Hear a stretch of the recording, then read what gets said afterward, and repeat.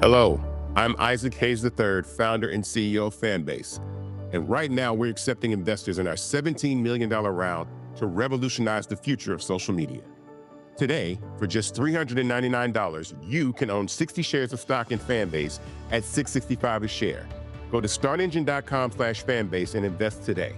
While the big platforms have grown too massive and disconnected from their users, Fanbase is building a platform where creators and users truly come first. We've already raised $8.6 million from everyday investors who believe in this vision, and now you can join them. This is your chance to invest in a social media tech company with over 1 million users that is disrupting media by allowing anyone to reach all of their following and monetize their content from day one. The market is changing, big platforms are failing to serve their users, and Fanbase is stepping up to fill the gap. Don't wait until it's too late. Invest now. Invest for yourself and your future. Go to startengine.com/fanbase and own the future of social media.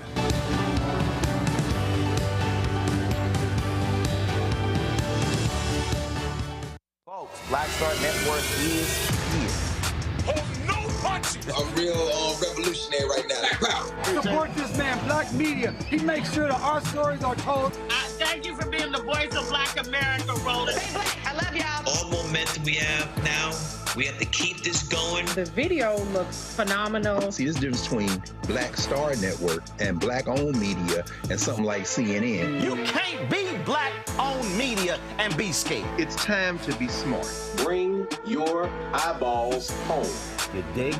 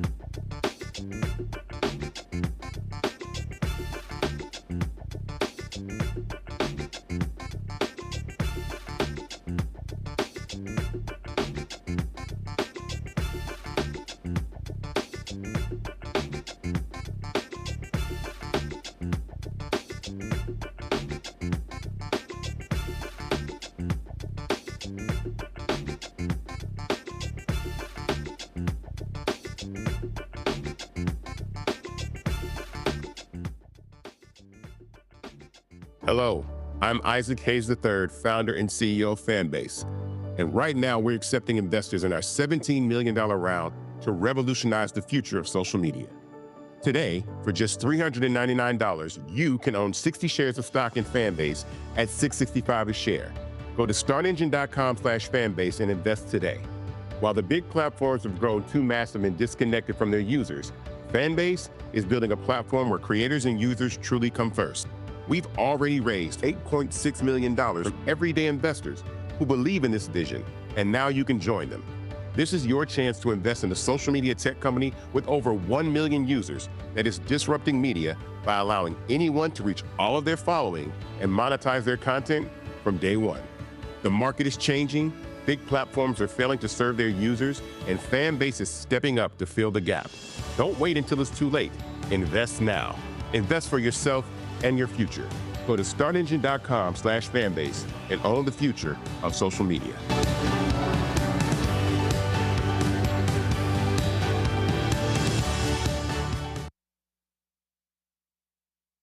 Today is Thursday, April 10th, 2025. Coming up on Roland Martin Unfiltered, streaming live on the Black Star Network. More calls to investigate these crooks in the Trump administration when it comes to who knew the tariffs were going to be paused and who made off like fat cats. Also, some members of Congress have also done the exact same thing. Insider trading, is that what's going on? Also, Donald Trump recorded talking about how his rich donors, how much they made, said how one person made $2.5 billion. $2.5 billion when the news changed. Another one made $900 million. And I told all these idiots, the working class, that he didn't give a damn about y'all. Speaking of the tariffs, a lot of people got opinions on tariffs. Don't know what the hell they talking about. Ooh, did Reese have a couple of words for Stephen A. Smith? Also, crucial votes, the Safeguard American Voter Eligibility, or the SAVE Act, passed by Republicans in the House. Massive voter suppression bill. We'll tell you all about it. Also, a budget blueprint for MAGA narrowly passes because 2 Democrats died in the last couple of months, making it easy for Republicans to pass that particular bill. And HBCU in Alabama is on the rebound. We'll talk to the interim president, my frat brother, Dr. Walter Kimbrough, how he is bringing back Talladega College from financial disaster. Also, the Black Voters Matter co-founders will be joining us talking about a crowdfund they're doing for a documentary that they have been working on for the past 5 years called Love, Joy, and Power, Tools for Liberation. Plus, we'll introduce you to the 2 co-hosts of our new Black Star Network show, The Other Side of Change, to talk about how they want to speak to millennials and Gen Z about making deposits in what I call that Black Bank of Justice. It's time to bring the funk. I'm Roland Martin Unfiltered on the Black Star Network. Let's go. He's got whatever the miss, he's on it. Whatever it is, he's got the scoop, the fact, the fine. And when it breaks, he's right on time and it's rolling. Best believe he's knowing. Putting it down from sports to news to politics. With entertainment just for kicks, he's rolling. It's on go, roll, y'all. It's Roland Martin, rolling with Roland now. He's funky, he's fresh, he's real, the best, you know he's Roland Martin now.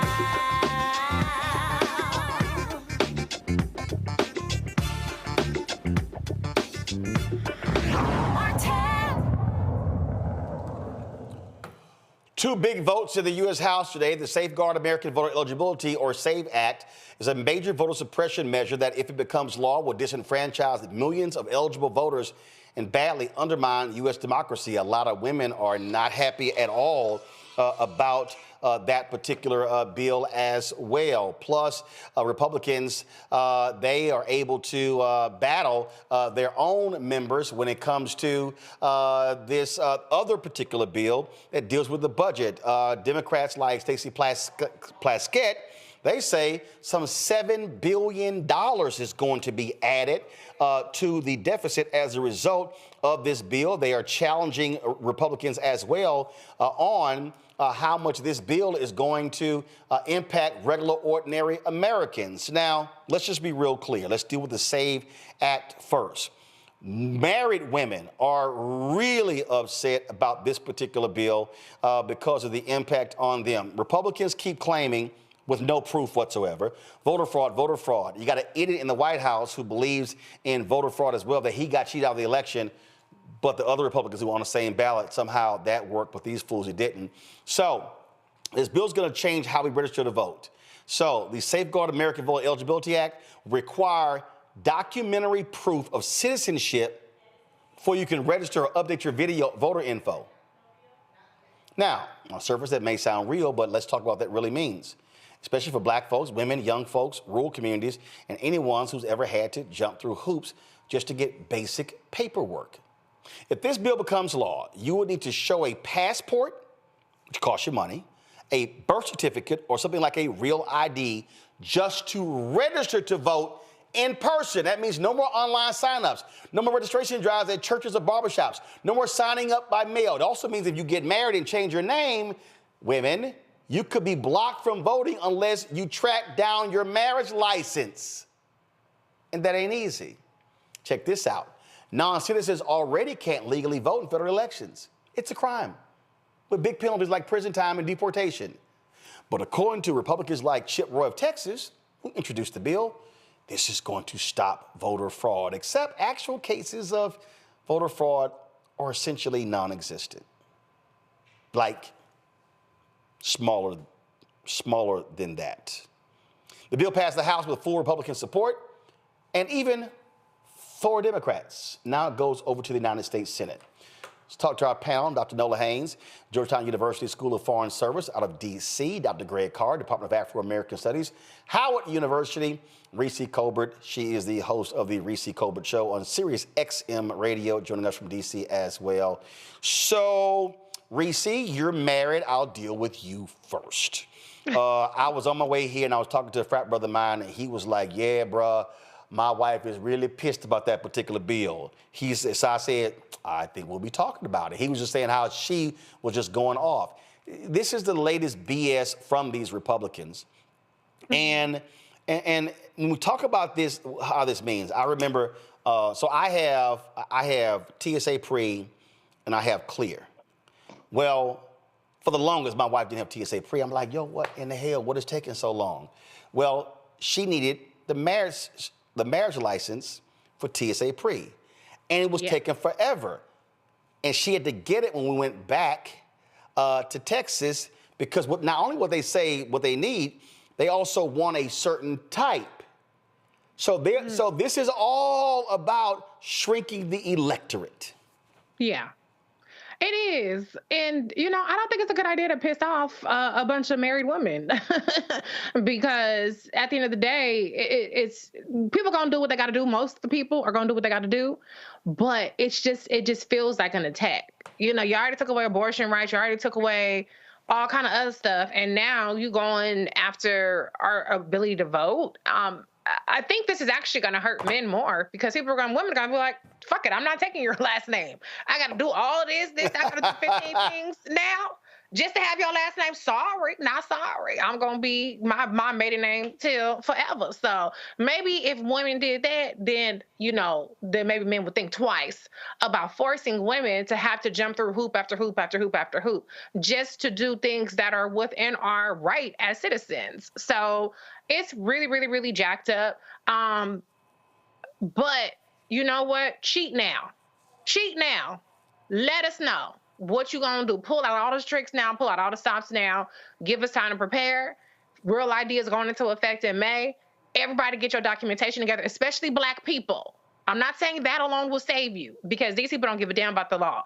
But the more documentation that you have, I'm not justifying what these people are doing, but I'm saying for our survival purposes, the more documentation that we have, the more ducks in a row that we have, the more readily access we have to our birth certificate, social security, passport, real ID, all that stuff, then maybe, if I'm being optimistic, that might save us a little bit of a headache elsewhere. So I'm trying to see the silver lining here in the fact that this is just another way that it's showing us that we got to get ready to go to war in this country.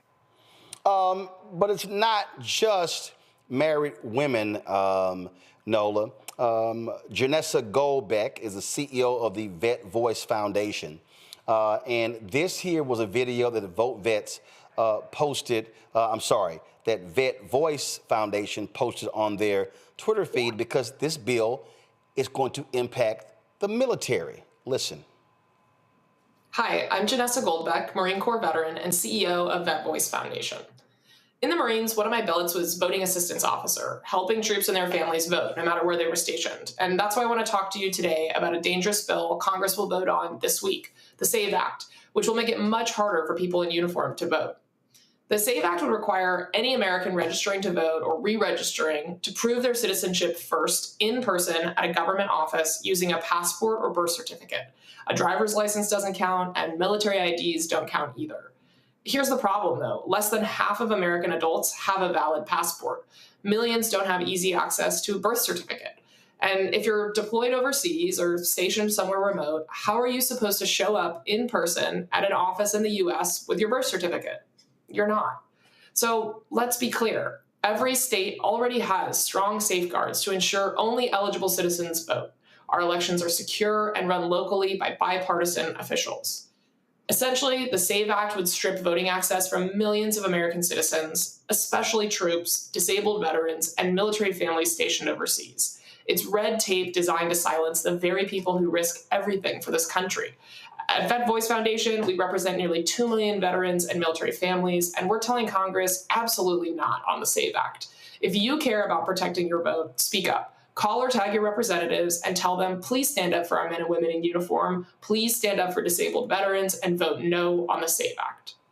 So that's what they posted. Oh, by the way, if you're actually trying to get a passport for first-time users, Nola, for first-time, it's $165, which includes a $130 application fee, plus a $35 execution fee. If you're renewing your passport, it's $130. So Republicans are saying you're going to pay a tax.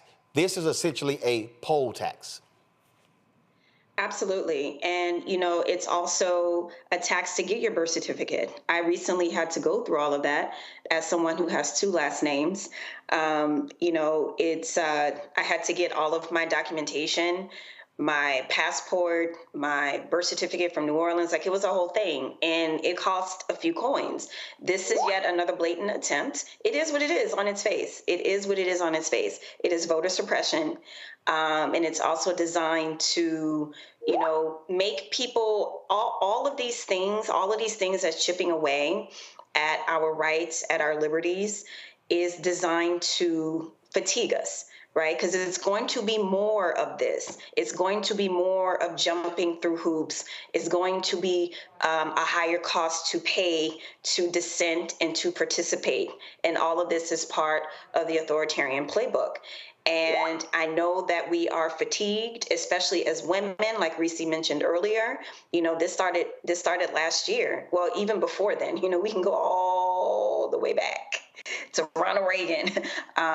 But the way that Republicans keep chipping away at women, it's as if we don't have a voice, that we can't say what we want for ourselves, that somehow, and actually, I want to say something. I'm also really offended by the way that Republicans do this thing with branding, the SAVE Act. Save from what?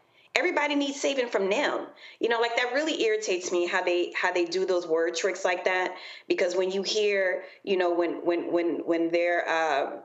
when the cult hears something like the SAVE Act, the first thing they think of is that, oh, Donald Trump is coming in, to save us again from something. And the whole thing just irritates me. The vote irritated me. The way that they're messing with women, literally all of it. Well, here's irritating. Well, here's the thing Greg. I mean, I get Nola's point, but guess what? That's what branding is all about. That's what they do. They actually do that far more effective than Democrats, and so it's them trying to control the narrative. The issue for me is, like, I'm sitting here, I'm going on. So if y'all need to, go to my iPad. So I see Eric Swalwell posted a video 51 minutes ago. Here's a video. Democratic Women's Caucus posted 21 hours ago. Something from Congresswoman Ilhan Omar 6 hours ago. Congresswoman Sarah Jacobs 9 hours ago. Congressman Morgan McGarvey 5 hours ago. Vet Voice Foundation 5 hours ago. And I would look at others. I go down here. This is Congresswoman Nakima Williams 7 hours ago. Let's see here. So I'm going here. So here's the question that I would have for a lot of these Democrats. Where was the narrative forming over the past 2 weeks? I can tell you, Greg, if I pull up, let me just see again, so if I type in my email, Save Act, and type that in, I do not see many statements going back before this week about the Save Act. See, this is one of those things that if you're trying to rally opposition, you kind of got to do it, not the day of or the day before. I don't know about Reese, but I don't know a lot of content creators they were pushing this out to. No. And while this is clearly an error, a tactical error, I don't think it's a fatal error for this reason. History, if it doesn't teach us anything else, history teaches us that our species, Homo sapiens, is pretty predictable. When pushed against a wall, we react. The first law of nature, as folk often like to say, so much so that it becomes almost a truism, is self-preservation. What does political self-preservation look like in a white criminal enterprise like the United States of America, which was rooted in the criminal enterprise of settler colonialism? It looks like what we're experiencing today. For those who read the novel, Margaret Atwood's novel, The Handmaid's Tale, or saw the Hulu television series, the men who are really at the center of this, little men like Mike Johnson, the MAGA Muppet, little men like Junior Varsity Vance, and even Donald John Trump. It's almost like they were all cast. These are very deeply insecure human beings driven by fear, hatred, and at the end of the day, very insecure. What you can guarantee is that in their insecurity, they will bleed out this hate-filled vision because they're not being fully developed in terms of their own social function. They will attempt to craft a society in which they are in control. But the historical reality has been that they are never in control. Sometimes little men like Adolf Hitler, Benito Mussolini, can cause a lot of damage. And there's a lot of blood in the streets as a result of their choices. Other times, little men like Strom Thurmond or Jesse Helms, little men like George Wallace, these little men like Ronald Reagan, these little men like Donald Trump, they will affect a political crisis, Richard Nixon. And what you find is that people push back. Finally, what we're faced here with this SAVE Act is the largest, in fact, some legal scholars are calling it the first federal voter suppression bill. I would probably go so far as to go back to the Fugitive Slave Act or even to the Constitution if we start talking about incorporating us. Of course, they're not talking about us.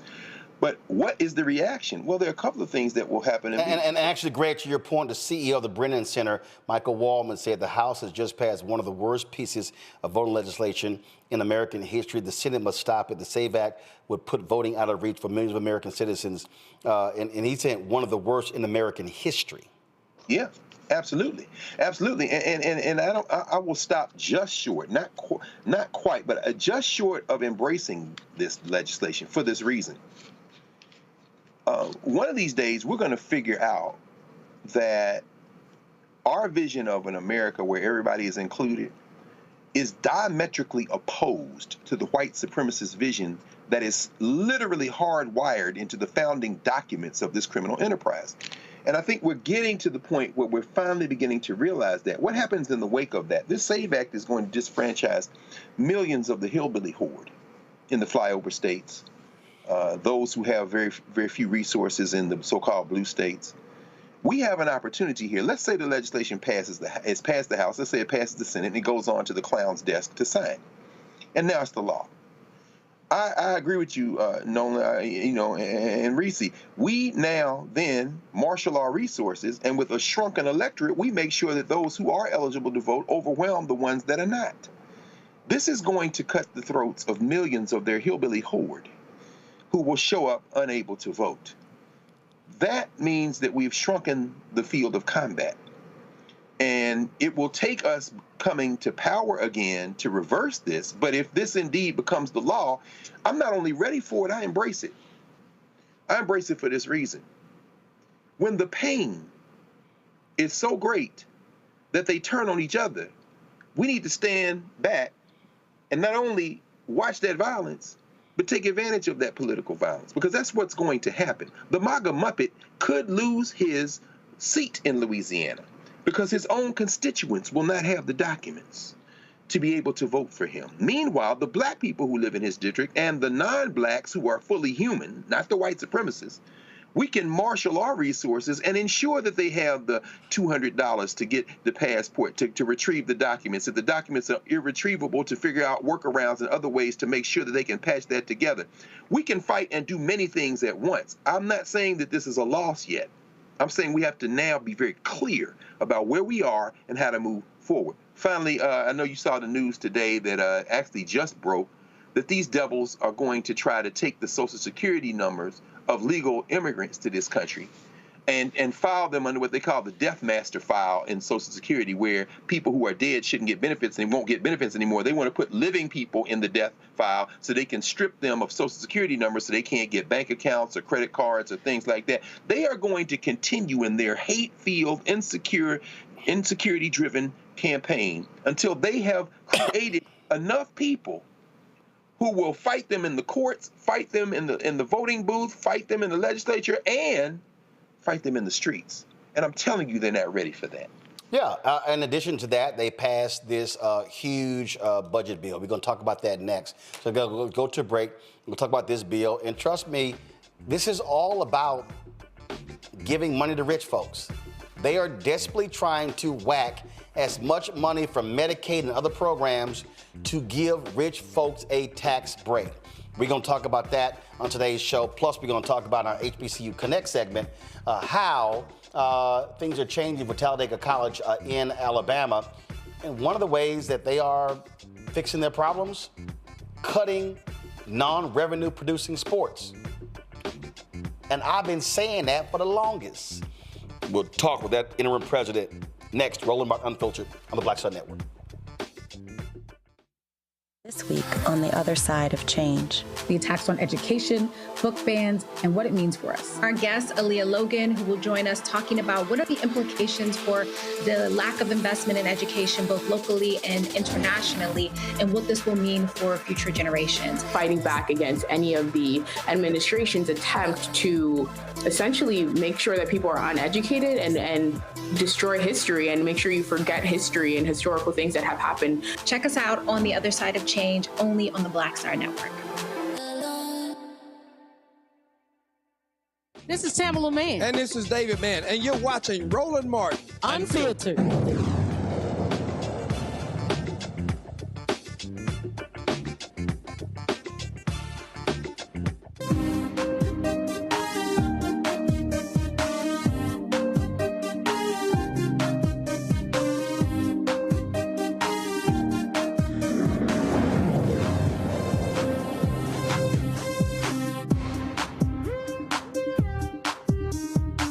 Folks, last year there were huge problems at Talladega College. They could not meet their payroll, and so they announced the hiring of interim president Dr. Walter Kimbrough. He's worked at numerous other HBCUs, two-time president. And when I saw the announcement, I called him. He's my alpha brother. And they wanted him to come there in August. He's like, no. He was literally driving to Talladega. He was like, no. I need to see the books right now. I need to see how bad the problem is right now so we can fix this issue. They saw almost a 25% drop in student enrollment. They had significant expenses. And so they had a major financial problem. And so he went under the hood and began to make the very difficult decisions on how to fix the problem. Now, y'all know we've covered many of these stories beforehand.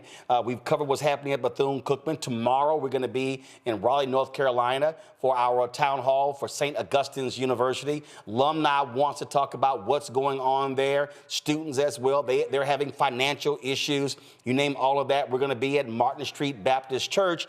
And here's the problem. We've reached out to the administration. We've reached out to the president. We've reached out to the chairman of the board of trustees and the whole board of trustees. They don't want to appear at the town hall. They don't want to answer any questions. They don't want to anything. Now, they're pleading for the public's help to save them, but you ain't trying to sit here and actually talk about it where people can help you save this HBCU. Last week, at Talladega, they actually live streamed their news conference announcing what they have been doing. We carried that and we streamed it on the Black Star Network. President Kimbrough joins us right now. And glad to have you back, Frat. Before we get into what you all have done, the first thing is, please talk about why.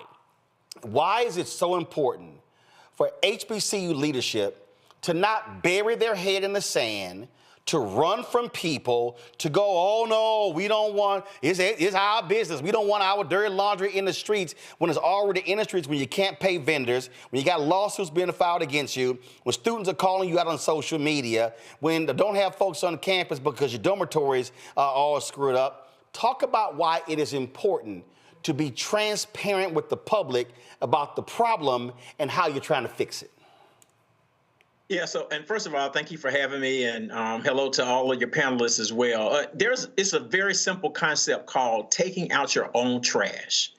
You have issues, you talk about them. As you indicated, they called me in mid-June, say, hey, we have an opening, can you come? My wife is a graduate of Talladega. I looked at her, she said, that's my school, and she kicked me out of the house, and I started driving. I mean, it was really quick like that. It was like I was on my way because I realized I knew it was bad because they had missed payroll, but just having been around, the HBCU presidency for 20 years, I knew it was worse than that. So I got there and started to realize there were a lot of issues. So we had our initial press conference in September to say, look, there are a lot of problems here. We're going to be working on it. And then we decided to have a follow-up to say, we've gotten this $15 million loan. That's going to help us. We still have a lot of work to do. It is by no means solved, but you have to let people know. I also went around the country. I went to about 14 different cities meeting with alums to say, this is what's going on. Here is an accurate picture of where we are and why we need your help. So I understand your frustration because it frustrates me too, that we have to get out there and say, when there's a problem, we have to just say transparently, here's a problem. This is what we didn't do well. This is what we've done well, and this is how we're going to fix it. But it's a very simple concept. I believe in it, and we've tried to practice that at Talladega, which, people have responded well. So we can say we made progress. It still isn't perfect yet because the hole was so deep. It's going to take us several years to really get out the hole, but we want to keep giving people updates. We've done this now. We've done this. I think that's the way to go about doing it. And my bad, I said Talladega is Talladega, so I appreciate that. And the thing here, the other piece is this, and I was having this conversation with the sister who was the board chair at Alabama State. You have got to have a board chair who chooses to work with the president and not work against the president. And you got to have a board chair who knows how to, frankly, keep their board in line where their ego and their personal interests are not being put in front of the interests of the university, its student, faculty, and staff. Right. No, absolutely. I'm actually finishing a book reading by Joseph Jones. He was president of Arkansas Baptist College for about a year and a half. And in that book, I mean, it's just a really hard take on HBCUs. And he talks about boards and board interference. And there has been a lot of that, unfortunately, at our institutions. I'm actually here in Princeton, New Jersey for aspiring people who want to be presidents. And we're going to have sessions tomorrow to talk about board and president relations. But that's already an underlying theme, is that you watch presidencies get undermined by board members when they do those kinds of things. I've been fortunate at Talladega to work closely with the board chair. We can laugh about when there are hard times. We can laugh together and cry together too. And you have to have that kind of relationship when it's tough like that. So, I mean, I really appreciate her, but we have to have more people who are going to interact like that, because when they don't, they create these problems that you end up having to talk about, and then they create the problems. And then, like you said, you ask them to come on and explain it. It's an opportunity to say what we're doing, and then they run from you. So I have never been like that. I don't understand it, but we've got to do better. So you go in, you look at it, you assess. You don't walk in and just start firing people. You don't walk in and just start. But there were some people who also left. So you did that. Then how long did it take for you to assess and then begin to say, hey, we got to start making some changes? So I started on Wednesday, June 26th. I started to get some data before I got there. I spent that first weekend just combing through all the data. Then on Monday, July the 1st, I had a meeting with all faculty and staff and said, this is what I found. And here, just the short summary is, we had a 24% drop in enrollment over a 3-year period of time. We saw our discount rate, meaning this is tuition that we don't collect. You say it's a scholarship, but there aren't real dollars for that scholarship. So that discount rate went from under 40%, which is reasonable, to almost 60%. Wow. And then we increased our payroll by almost 70%. So you increased payroll by 70%, but your income and revenue was down. And so I showed everybody, I just showed them the math. I said, I went to a math and science high school, so I'm like, I do know math. I'm like, this math is why you have these issues. And so when you don't do those kinds of things, you have vendors, and particularly all during the fall, I'm trying to manage all these vendors who are saying, hey, y'all owe us some money. Y'all owe us some money. When are we going to get paid? Because we overspent for a year and a half. So, you know, when you overspend like that, you can't pay the vendors. You're lucky if you can pay your faculty and staff, but then you can't pay the vendors. So those are the kind of challenges. So when you presented it, I mean, it was a tough pill for people on campus to hear, but they said, you know, we appreciated transparency and we know the kinds of things that we're going to have to do. And even people on campus had to make a sacrifice where we had to do a tiered payroll reduction. People who made the most had the highest percentage taken off, as much as 20%. Those like under $50,000 didn't have any taken away. So there were lots of sacrifices. Contracts that they had with people who had never stepped foot on campus, they actually started getting rid of those before I got there, which was great. But those are the kinds of things we're just spending money left and right, and we didn't have the student base or the tuition base to support that, and that created problems. Did you also look at, because this is a problem that I keep seeing, when folk have issues, they're getting sued left and right. Now you got outside law firms. Now you spending all that kind of different money. You know, we did a story the other day talking about St. Augustine's, and there were in the last 2 weeks, 2 tech companies filed lawsuits against the university, one seeking $18 million in unpaid bills. Another one sued them, saying they had early termination fees for defaulting on a contract after 1 year. Another vendor claimed they were owed $1.3 million for IT infrastructure services. When those vendors were like, yo, we getting paid, that you go to them and say, hey, here's the deal. I wasn't here. I'm new. I've assessed it. Here's the deal. Don't sue us.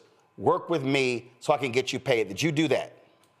We had to. Absolutely. It was just, part of it. So when you're coming in new, you can say, I'm sorry this happened. I mean, Roland, I have done more apologizing than I've ever done in my entire presidential career. Because it's just like, it's just outrageous. People who are saying, this bill hasn't been paid in over a year.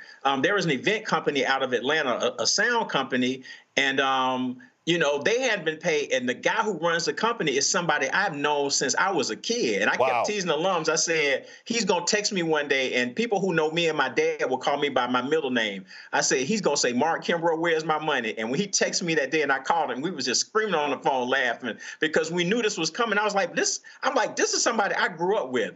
And y'all haven't paid him in almost a year. So it was a lot of that. But I mean, you had people who are threatening to say we might have to take legal action, but we have been able to avoid that. And they did have some previous lawsuits that we were even able to settle and then pay those out as well as a settlement. So that was good. But I have apologized to just so many people because it's just unconscionable for us to have done what we did. So I did a lot of that.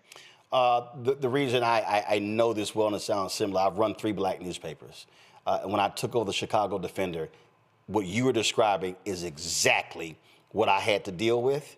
And it was hard for some people, but my whole deal is the paper had lost, the Chicago Defender had lost money 20 consecutive years. And all these people are running around talking about, oh, how important it was and how valuable it was. And I was like, y'all broke. I'm like, so what y'all acting like y'all the New York Times. You're not, you're broke. And it was hard for people to deal with. But you did something, and this is where egos come in. You said, y'all, we can't afford these sports. Walk us through that. So my first week there, actually, our gymnastics coach reached out to me, and she said, I'm just sort of shaky about what's going to happen. And Roland, I spent a month learning all the ins and outs of gymnastics. And so by the end of my first month, the end of July, we had a Zoom meeting, a board chair with the gymnastics students and parents and said, we're ending gymnastics. And there were several reasons why. First of all, it's a non-revenue generating sport, and between coaches, between student scholarships, both athletic and academic, we didn't have a facility to practice in, so they were driving to Birmingham 3 times a week, which is an hour away. Wow. We're an NAIA school. NAIA got rid of gymnastics as a conference in the mid 1980s. So we had to compete against NCAA Division III schools, and those gymnastics programs were in the Midwest and in the Northeast, which meant anytime they competed, they had to fly, except there was one meet at Centenary College in Shreveport, Louisiana. Every other time you had to fly. So for 16 people, we're spending over $300,000 in a non-revenue generating sport. We couldn't handle that. The example I started using with alums is that the University of Alabama has a very good gymnastics team that loses $1.9 million a year. But nobody cares because every Saturday in the fall, we watch the football team on CBS, and they're making a ton of money. They pay for all the non-revenue generating sports. We don't have anything like that. So we started with gymnastics, and then we looked at others that our conference, the HBCU Athletic Conference, didn't sponsor. Our conference doesn't sponsor golf. So for us to have a golf team, you're paying the cost and you're paying to be in another conference. We don't have men's volleyball in HBCU Athletic Conference. We were in another conference for that. We got rid of that. It's just we had to do things that made sense and not just add all kinds of things. And it's not to say that at some point in time they can go back to that, but they just added these things. There was no strategic plan. There was no feasibility study. So, you know, you find out one day it's like, we're going to add gymnastics. And nobody, the board doesn't even know. You just add, it became a vanity type thing like, oh, look, we want to get, you know, publicity like Fist got. That wasn't smart, and that hurt us. So we just had to come in, and like I said, there were a lot of people upset that, oh, I can't believe y'all did that. I looked at just the numbers, and when you add everything together, it did not make sense. It's cool and everything, and actually one of the students who's done very well, she went to Temple, and she's gone viral. It's been a blessing for her not to be there, and I'm happy for her. She's doing very well. But we don't have the resources that Temple has to do gymnastics. So, you know, for me, it's just common sense. So you cut gymnastics, you cut golf, then you cut some other sports? So golf will start, the rest of them will start in the fall. So golf, indoor track, which we can always bring back, particularly if our athletic conference does. I mean, it's just additional meat, so that could come back. Men's volleyball, and then they had a tumbling team. So those are the ones that will be cut in terms of our program. So we want to focus on the sports that our athletic conference sponsors. Those are the sports that we should have. All these extra sports, we don't have it like that we can just spend money adding sports. What did that save you per month? I saw a story. It said it saved you $300,000 to $400,000 a month. Well, that was based on our payroll. So we were able to reduce our payroll $300,000 to $400,000 a month. That's how much it ballooned. And I mean, so you're talking about saving, over $3 million a year on payroll alone. That was the biggest. I mean, so athletics were part of it, but the biggest increase was payroll. You can't increase your payroll over a 3-year period by almost 70% when you have fewer students and you're collecting less tuition. It's just simple math. It doesn't make sense. So we had to start with that. That was just the low-hanging fruit. Like, you got too many people. You got people on contract that aren't here. We just can't do that anymore. Questions from our panel. Greg Carr, you first. Thank you, Roland. Good to see you, Brother President. Yes, sir. Yeah, man, I just finished Jones's book too, Black Not Historically Black. I'm glad to know you know that, brother. I would like to see the two of you all talking about those things and that he raises in his book. And in fact, that will be the question I would ask you generally. Our HBCUs, we have identities, we have, the allure, the culture, the nurturing.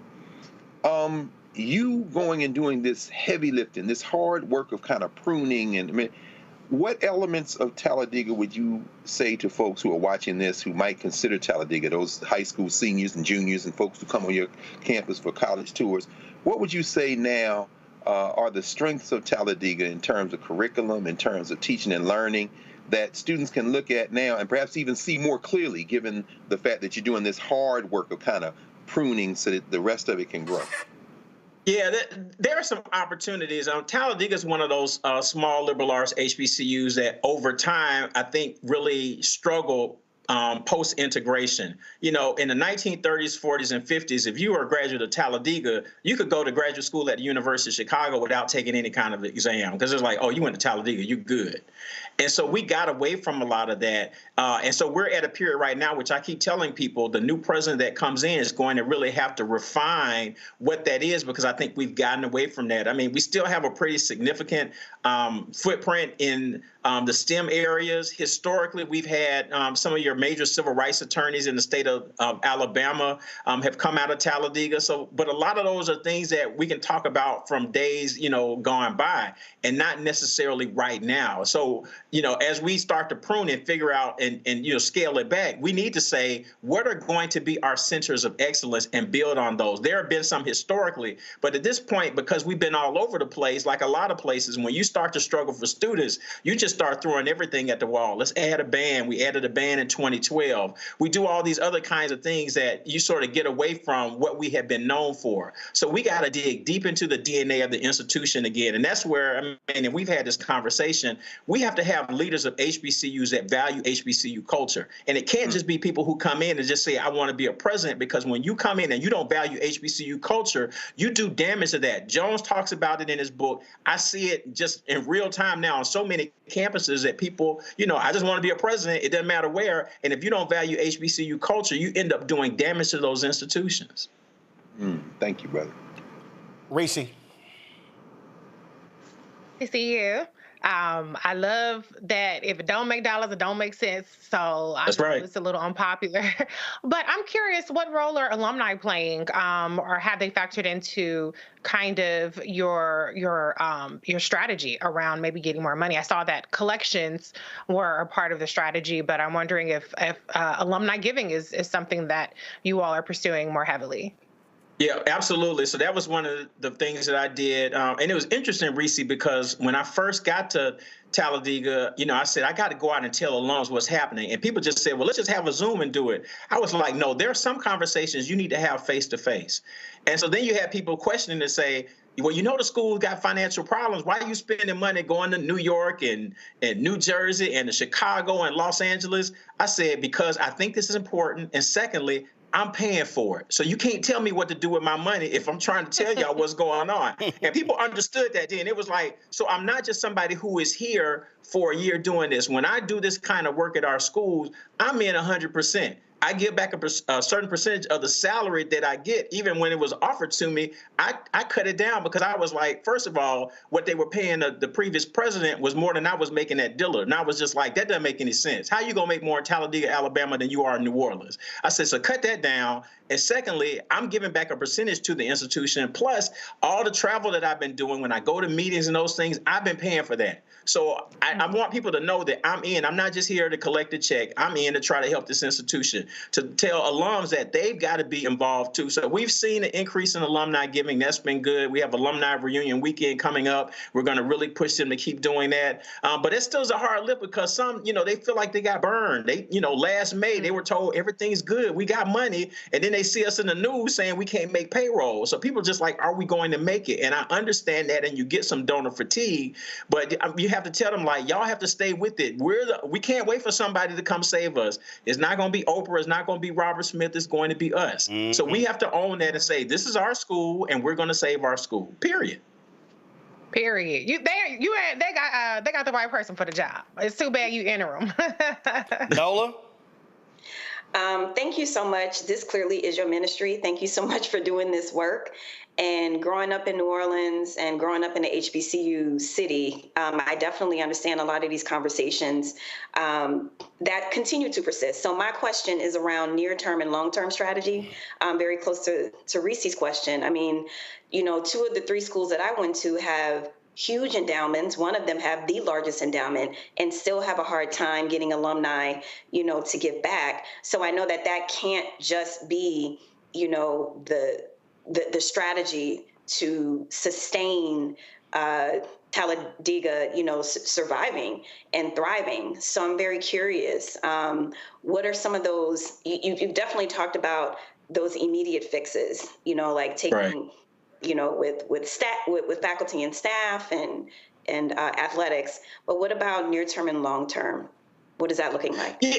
Yeah, so that's a good question. So I think there's still multiple strategies. And this goes back to what Greg was talking about. You have to have those centers of excellence that people say, I want to invest in that so that I can help this institution. A lot of times, HBCUs, we get into trouble. We just say, well, just give us some money and help us out. And people just don't want to give to that. You want to say, I have a great program in this, and I want you to invest in this program. We started cybersecurity. We've got to have more investment in that to grow that program. I think that that's very important for us to do. So we have to identify those kinds of centers of excellence that are very important for us to have. But, it's a part of alumni and understanding that building the endowment is a part of your permanence as an institution. This is a historical fact that I found out.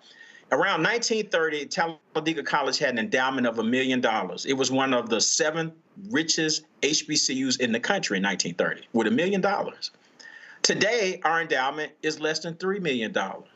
Which makes us now one of the poorest HBCUs. So some of the problems are not just recent history. There's been 90 years of challenges in terms of us building an endowment to really have permanence. That endowment helps you, like when I need to give scholarships, I'm not just discounting. I have real money that I can take a draw from my endowment legally to pay those scholarships. So we have to start, and that's the long game. I mean, you talk about long term, you have to build out your endowment to really have permanence, and then you don't get caught in situations like this where you're so fragile. That's very important. But this is, like I said, when I looked at it historically, and I was like, man, how can our endowment only be like less than $3 million when it was one of the richest in 1930? So those are the kinds of things. So short term, you have to grow your enrollment because you need the tuition. You have to create programs that are exciting for students and for donors. You have to, increase alumni giving's got to be 20, 30%, those kinds of things. You have to have some wins in that. But you also have to start figuring out how are we going to develop fund long term. We're actually a part of a pooled endowment program that UNCF is doing where we'll raise $5 million. They'll match it with $5 million, and that'll be $10 million to our endowment, which if we can do that in the next 5 years, that's big for us. So UNCF is helping us to do those kinds of things, and that's part of the strategy. So there is a short term, but the long game has to be endowments. That's very important. Greg, you had something else? Oh, no, I just wanted to ask Roland. I was sharing with Roland, Brother Walter, this amazing sister, Dr. Virginia Newell. Man, I saw this message. Do you mind speaking something just in closing about her? I was blown away by this sister story, man. Yeah, so she died recently. Her funeral is tomorrow. She was 107 years old. And so she was a scholar. I think she taught math at Winston-Salem State University. She's in North Carolina. Actually, and one of the things I found out great, her maiden name is Kimbrough. So I'm trying to figure out if we people, you know what I'm saying? I was excited when I read about her. But yeah, it was like just reading. And that's Talladega has just jewels of people like this to say. I mean, she ran for public office in North Carolina. I think she was one of the first Black people to have public office there, taught at Winston-Salem State, you know, math, all of that. So, but yeah, she died at 107 and her funeral is tomorrow, actually. So, yeah, just, you know, just one of those gems from the HBCU world that Talladega's had one of them as well. Thank you, brother. Thank you, Roland. You said something I think is critically important when you come in and you assess and you look at what the spending is. I have engaged in lots of conversations with people over the years. I've talked to numerous presidents. I think I shared with somebody there are 107 HBCUs, and I've personally been to 60 of them. And when I've sat down with many presidents and when I talk to them, I always ask, what do you do well? What I mean by that is your majors. Why should someone come to your school? And when folks go, oh, we do this and this and this and this, I'm like, no. I said, I'm not asking you to name all of your degree programs. What do you do well? The reality is, when you're small, when you have finite resources, and I was having this discussion the other day because somebody was asking me about my 22-inch carry-on, and because I did a demonstration of what's in it. I said, I first start with my limitations. And they were like, I said, my goal was I needed to pack a portable studio in a 22-inch suitcase. So that's my limitation. So everything that I pick has to all fit like a puzzle in this 22-inch carry. I said, so I have to confront my limitation. In these conversations, I've said to HBCU presidents and board members or others, you have to accept what your limitation is. You're not an SEC school. So stop trying to have a big football team. Stop sitting here and I said, understand, I get football, I get basketball, I get all the sports. But if you're constantly losing money and going in the hole, I said if there's a graduate, and that graduate is sitting there going, I got $100,000 to give to my HBCU. I said, what's more valuable? And I challenge every president on this. I said, what would you rather have? If I gave you $100,000, would you rather me give it to your school of communication, or would you rather give it to me to your football program? And they want to say football, Frat, but they know it's going to go a lot longer to the school. And that's just one of those things where you have to, I think what you are saying to the Talladega community, we can't do everything. But let's do these 3, 4, 5 things really, really well and make ourselves known for that. And that's where our resources have to go. No, absolutely. I lean on my experience at Dillard, and I was president there for 10 years, and we want to have and before that, you were at Philander. I was at Philander Smith before that for 7.5 years. Go ahead. So, but at Dillard, we talked about... Hold on, wait. You at Morehouse after you left Dillard. Right. I spent a year at Morehouse launching the Black Men's Research Institute. And you were at, was it Albany State? I was VP for Student Affairs at Albany State for 5 years. Gotcha. The only reason I'm saying, those are any other HBCUs you were at? And that's Talladega, so that's my fifth. Gotcha. So people need to understand the basis of your knowledge is that you were the president at 2 HBCUs, you worked at 2 other ones, and so you're bringing 4 different institutions of different sizes, that perspective to Talladega. Go ahead. Right. So, yeah. So, at Dillard, one of the things we said is that we need to have these signature academic programs that we're going to, because we don't have football, but we are in New Orleans. That's always a draw. And so we had the oldest nursing program in the state of Louisiana, all institutions. I said, that's great. We need to make sure it's the best. We redid the nursing program. They've added a master's degree for that program. There's a great need for nurses. That makes sense. When I got there, I learned that we were number 2 in the country for producing African Americans with undergraduate degrees in physics.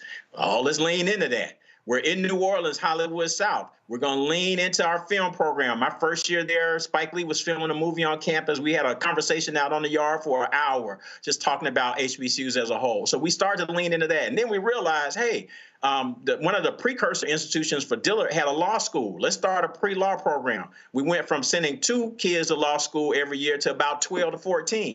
And that didn't cost us a lot of money because we were able to get grants and do some great things. So we didn't have to do a million things. We had 3, 4, 5 things we did really well. And the other things you want to be really good at those too. But those are the things that you could just rattle off. And that's what I keep telling people at Talladega. What are your signature programs? So if I go out there and say, there are some metrics. We're number 1 in this, or we have a top rank this. So they've got to really work to develop that. That's going to be the fun part of the job for the new president, but it's critical because if you don't have those kinds of things, then you're just sort of out there doing, like you said, throwing everything at the wall to see what sticks. And you just say, oh, we got a great this and a great that. And really none of it's great. So we got to get out of that habit. So I agree with you. You pick a few things and you lean into those and you want your overall program to be strong, but there has to be some things that you're known for that you can say, this outside agency has said this is great, or we have the metrics on this. That's very important to do. Last point, there are thousands who are watching. There are people who are listening. What do you want from our audience? How could they help? Right. So, for our institution particularly, and there are lots of opportunities. You can go to our website to give. We really want support for Talladega College. There has been a lot of work that's done. One of the things that I keep saying is that when we hire a new president, we're actually going to have interviews on campus in the next couple of weeks. I want to really try to give them with as many resources as they can to really start with a fresh start to keep making the changes. So you can go to our website, talladega.edu. There's a link that says click to give and support our institution. Everything helps. I've met some amazing students at Talladega who are doing some great things. One of our graduating seniors, he's the SGA president. He's a part of a program that's launched in the city of Birmingham for entrepreneurs. For 2 years, he'll be an intern entrepreneur. He has his own business, and they're going to give him $120,000 for his business. So those are the kinds of young people who are at that campus, like all HBCUs. We have wonderful students, but I want more resources for this new president to be able to come in and not just have to have the experience I had, because it's definitely been the greatest challenge in my professional career with some of the issues that we've seen on that campus. So anything that people can give us to support the institution would be tremendous. I really want to give them a cushion to start the work that they need to do. And you committed to serve, what was the period of time when you said you will only serve in the interim capacity? Yes, until June 30th. So hopefully we'll have a president announced by the end of April, early May, and then we have time to transition. And of course, I'll be around to be able to help. So they know I'm not going anywhere, that, wherever I am, I'm just going to be able to help out that person. But I committed that year, so I'll be there until June the 30th. And then we'll have a smooth transition with the new president. So I think what is important here that people need to understand that there are people who want to commit themselves to Black institutions, but what is required is other people to listen to folk who bring expertise, who know how to fix the problem, as opposed to get in their way. The only way you've been able to do these things is because, again, you had a board chair and a board that did not get in your way. You didn't not have a faculty senate, do no confidence votes, and all sorts of stuff like that. But you also went to all the stakeholders and were upfront with them to explain to them what the problem was. And I think that's what people want. And so every time we got people hit me up and people hit me privately about this Black church or this HBCU, I'm always looking at leadership going, why are you not being free and open and communicating with people and explain the problem and then laying out the plan of action to fix the problem? Hiding is not the way. And hopefully the people who lead St. Augustine's will realize, I'm not coming to Raleigh tomorrow to destroy folks. We are there because we believe in saving Black institutions, but you don't save Black institutions by ignoring people who can help. Right, absolutely. Absolutely. And people, Roland, I'll tell you, I've had so many people on campus that just, it's a hard pill to swallow, but people are thankful that you sat down, you talked to people individually. I've tried to keep some distance with students because you don't want them to get too used to you being there. But just to have students just say, man, I wish you would stay. That's really, I feel good about that because they realize that I put a lot into it, that the institution is important to me as well. And alums have been very supportive. So, it's a great community of people. And we just need to continue to have support. But we have to have leadership that believes in what we do. And you're not there for a title. You're there to do the work to continue the legacy of the institution. That's what's required. Folks, the website is Talladega, Talladega. Y'all, come on. Thank you. Come on. Talladega.edu. Talladega.edu. And if you want to support, please do so. Dr. Walter Kimbrough, Fred, always appreciate it. Thanks a lot. Yeah, anytime. Appreciate y'all. Thank you. All right, folks, going to a break. We come back. We're going to talk with co-founders of Black Voters Matter about a documentary they've been working on for the last 5 years, and that they are working on crowdfunding as well about that. You're watching Roland Martin Unfiltered on the Black Star Network. Support the work that we do. Join our Bring the Funk fan club. Again, here's the thing right here, folks. This is why it's important that we support Black-owned media. That conversation right there, who was it? Washington Post or was it New York Times? Which one of them did a big old story about the problems with black men on college campuses? I think it was the New York Times. MSNBC, CNN, Fox News, ABC, NBC, CBS, all these digital folks and other black-owned media, they not gonna spend that much time on a small black college in Alabama. But all these stories are important. So when you support this show and you support this network, this is the kind of content that you're giving. I had a conversation today. I can't wait till we shoot the pilot of a weekly black business financial show we're going to launch. We're talking about a health show as well. We are trying to build out different verticals of news and information. I already told y'all, I don't give a shit about gossip. I'm not sitting here talking about a Usher concert and who was eating some cherries. We ain't doing all that. If that's what y'all want, y'all can go somewhere else. But there has to be a place where black people are getting real, credible. Matter of fact, because the sister called me today, and this is the only time y'all ever gonna hear me talk about this here. That story's been going around that the sister who was eating the cherries at the Usher concert, her husband filed for divorce. Even that story's bullshit. I saw somebody post it and I went, this is about the 5th time I saw this on Instagram, but I never saw a name tied to the story. Well, I didn't even realize the sister Jimalita Tillman out of Chicago, who I knew when I worked there. She called me today because she saw a comment on somebody's page where I called the story bullshit, said it was fake, and it actually was fake. So all these folks, that's right, he should have filed for divorce. The story is a lie. This is what I'm talking about. All of these other gossip folk, they just run stuff, they don't fact check nothing. So we gotta have black news and information. So y'all wanna support what we do, join our Bring the Funk fan club. The goal is to get 20,000 people contributing on average $50 each a year, $4.19 a month, 13 cents a day. You can't do that, give less, we'll appreciate it. You do more, we great appreciate that as well. Cash App, use the Stripe QR code. You see it right here. If you're listening, go to blackstarnetwork.com. Also, if you want to send a check, please make it out to Roland Martin Unfiltered. Please, not Black Star Network, not Uncle Roro, not Roland Martin or Unfiltered. Make it out to Roland Martin Unfiltered. It makes it easier for the bank, y'all. A bunch of y'all also sent me in 7 weeks ago. A bunch of y'all sent me checks in money. No, actually, no, 4 weeks ago.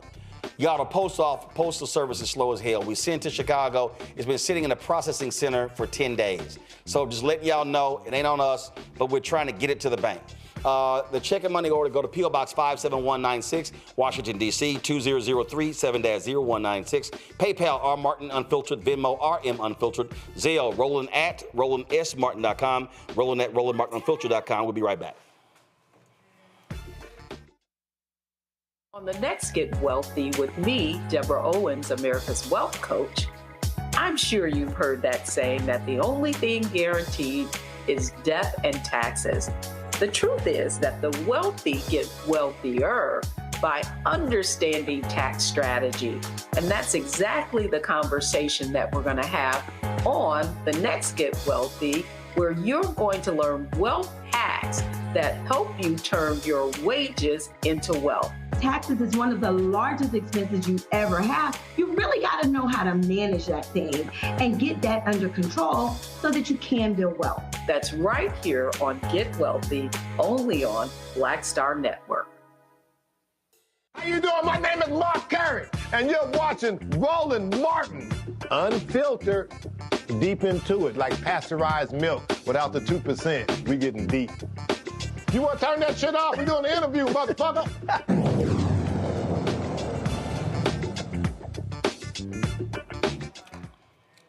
Since its founding, the Black Voters Matter Fund has been empowering African Americans traveling the nation, speaking about the importance of mobilizing and organizing black voters, speaking to them and touching them, not just in cities, but in rural parts of the country as well, not just in large places, but also in rural towns as well. Since 2020, they played a crucial role in flipping Georgia.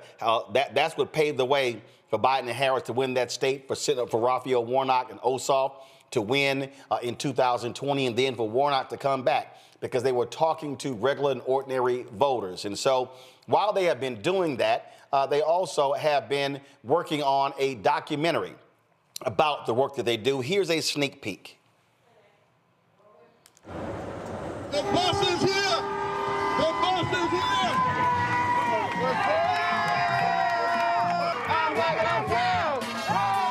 In spite of coronavirus, in spite of economic challenges, in spite of racism and police violence, in spite of everything that we are facing, here you are, still standing. If you don't know nothing else, know this: you matter, you are loved, and you got power. Well, members of the Black Voters Matter Fund are making stops in 14 states. It's a national outreach initiative all about encouraging people to get out and vote. You can't miss it. The blackest bus in America. Spread the word. When we say the blackest bus in America, we wanted it to be the bus that affirmed black people. We wanted to be the bus that got black folks excited, right? How y'all doing, Montgomery? We gonna vote in record numbers.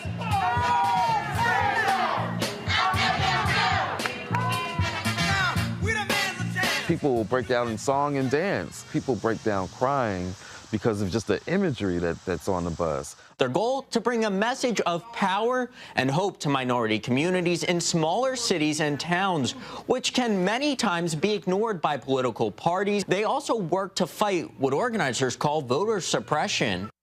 We have the kind of power that is merged with love. We're talking about righteous power.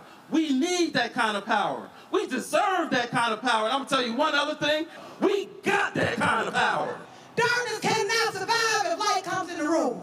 And so we got to be a light unto the world. We're traveling through the states that are essentially the former Confederacy, what arguably still is hostile territory. We've been through a lot. People are tired, people are sick, people are literally dying. We got attacks on the Postal Service, the moving of polling places, the restrictions, and the photo ID. What the fuck? There is no reason in the middle of this rain for that house to catch fire. No, they need to come get us. We're not staying here. So that's what we're gonna have to do. We're gonna have to set them high-level hotels. They're used to seeing high-level folks that they got security. So that's what we're gonna have to go to. Because the bus can be secured. Any number of people saw the blackest bus in America pull up and drop a couple of people off at this house. What we do is not a joke. It's just not a joke. You know, they put the fire out, they sent the arson team, they're still investigating. You know, the primary purpose was intimidation and fear. They were trying to send a message. Racism is damn traumatic. I mean, just damn traumatic. Like, why the hell we gotta go through this, right? I'm mad. I'm scared.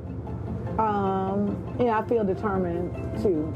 I mean, we ain't about to go nowhere. We can't stop, won't stop, so we ain't about to stop. Now, folks, they are working to finish that documentary, and they're doing a crowdfund to do so. This is where you can go to. It shows information in terms of where you can give to do that. They're using the fundraising platform ActBlue. So we're going to have that on our website as well. Joining us right now is Latasha Brown, one of the co-founders. Also, we're going to be chatting with Cliff Albright, co-founder as well. A lot of this, we saw a lot of that video of Latasha was in 2020. COVID hit. And I remember being in Georgia at the end of Georgia those 5 weeks. And ooh, it was rough. When you're talking about having these events and these rallies and, you know, how you're spaced out and everything, it was a challenge to organize and mobilize folks to vote. It was absolutely rough. It was an interesting time for our people. You know, at one point, Georgia, particularly South Georgia, had the highest number of hospitalizations related to COVID per capita in the country. And so it was a very serious time in terms of our health, but it was also a serious time we felt for our communities. And that's why we made sure that we got out there. And so that's part of the reason why we want to lift up the film in this moment. You know, in this moment, we want to tell the story, not just based on what happened in 2020, but we want to remind people of a couple things. One, we want to remind people that we beat Trump.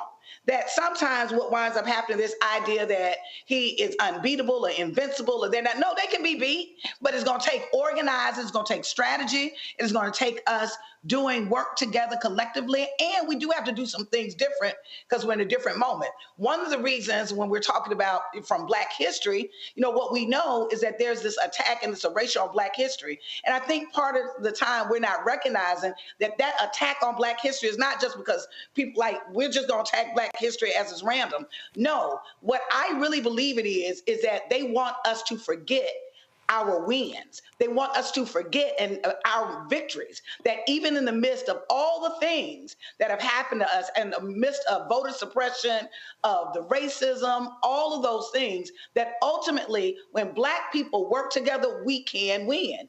And so I think that is important. We want to lift that message up around this is a moment for us we should be anchored in this idea of building Black power. We should be thinking of ourselves as a nation within a nation, that we have to organize ourselves, that we can't constantly be in a space that we're only responding to those who are seeking to oppress us, but that we are also, as we are building and organizing, we also have to really be set in the context of how will we protect our communities, how will we fortify ourselves, and how will we move forward. Cliff, this is a photo of us in 2020. That was 4.5 years ago, and this probably was about 20 pounds ago. So if all of us could get back to that size, that'll be great. That was a photo we took. I forgot. We were in Warner Robins. That was December 6th, 2020. That's Latasha with the Santa cap, Tiffany Lofton, myself, and you. And you know, it was you know, car rallies. It was all sort of different things. But the thing about that moment, Black folks were lit in Georgia. The opportunity to elect the first Black Democratic senator from the South. The first Black senator since Reconstruction was Edward Brooke in Massachusetts. Then, of course, that was Tim, that other dude in South Carolina. And so you had that going on, but then you had the opportunity to elect a second Democratic senator who was all about Black values. And this is the thing that I think is important. I had these two trolls on my Instagram page. See, he one of them Democratic shields. I'm like, no, folk were looking at who supported the stuff Black folks wanted. And in that race, it was Perdue or Loeffler or Warnock and Ossoff, and it wasn't even a close race. That's what I keep trying to tell these folks. This is not about, well, I'm trying to elect a Democrat or Republican. No. It was about who is going to represent black interests, who's going to represent Warner Robins and Albany and Savannah and those rural towns in the United States Senate. Yeah, you're exactly right, Roland. You know, you could go back and listen to a lot of the video footage that we took during that whole tour that night that we were with you and Warner Robins and throughout this documentary, and you'll hear us consistently saying, especially in that runoff part, that look, this is about our health care, right? This is about COVID in particular, but this is about our health care. This is about voting rights. This is about police violence. We were hit those issues consistently everywhere we went. And why were we hitting those issues? Because as you say, those were the issues that people were talking about. Those were the issues that people were most concerned about. Those were the issues, especially police violence, that had people in the streets throughout the summer and fall of 2020. And so part of the purpose of this documentary is to show the power of that, right? It's to show what happens when you're speaking to the issues and speaking to the issues in a way that people resonate with, right? It's about showing, you know, the title of this documentary is about love, joy, and power, right? And so it's about showing the ways that love and joy is not just a vibe, but the way that you actually incorporate that into your organizing work, right? And so there's a whole lot of lessons that we want to come out of showing this documentary, showing the way the work that is done, showing the bridge that we believe. Look, Latasha and I say it all the time. We consider ourselves students of the civil rights movement. That doesn't mean that we only do things just the way they did it in the 50s and 60s, but it does mean that we ground our work in that methodology, in that science of organizing. And we need that now this year more than ever, right? That's part of the reason, you know, I've been talking about looking at the letter from Birmingham jail. So that's what we want to come out of this documentary, for folks to understand the way that the organizing takes place, the way that voters get mobilized, the way that we have to ground this work in this history, that as Latasha said, that they're trying to take away. We believe that there's some fundamental lessons from that 2020 and 2021 experience that can get us out of these times that we're in right now.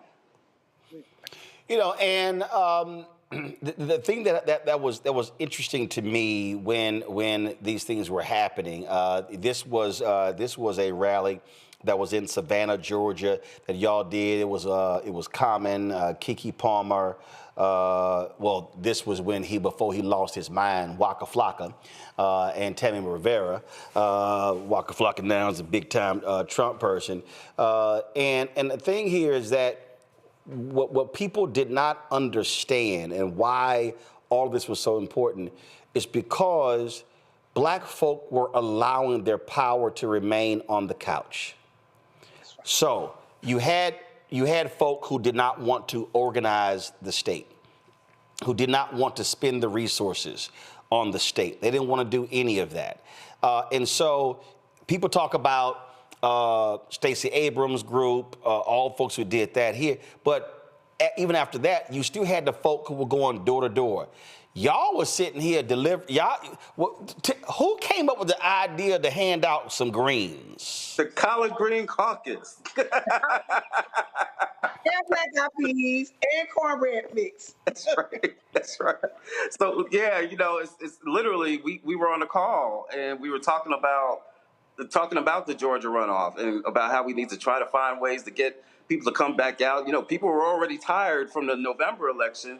So, you know, we were dealing with the holidays, right? Because we were like, not only do we have to get people to come back out, but we got to do all this work in the midst of the holidays, in the midst of Christmas, in the midst of New Year's. So we said, well, you know, how do we incorporate the culture? And we said, look, what are people going to be doing naturally? What are people going to be looking for naturally? We know that for New Year's, what do? We cook up some collard greens and some black-eyed peas. So what if we did something where we were able to do three things? One, that we were able to get people a concrete need. Our people needed some food at that time. This is still in the middle of COVID, right? So how do we get people a concrete need? How do we create an opportunity to mobilize people to get them information about the early vote, because that was taking place during the early vote period.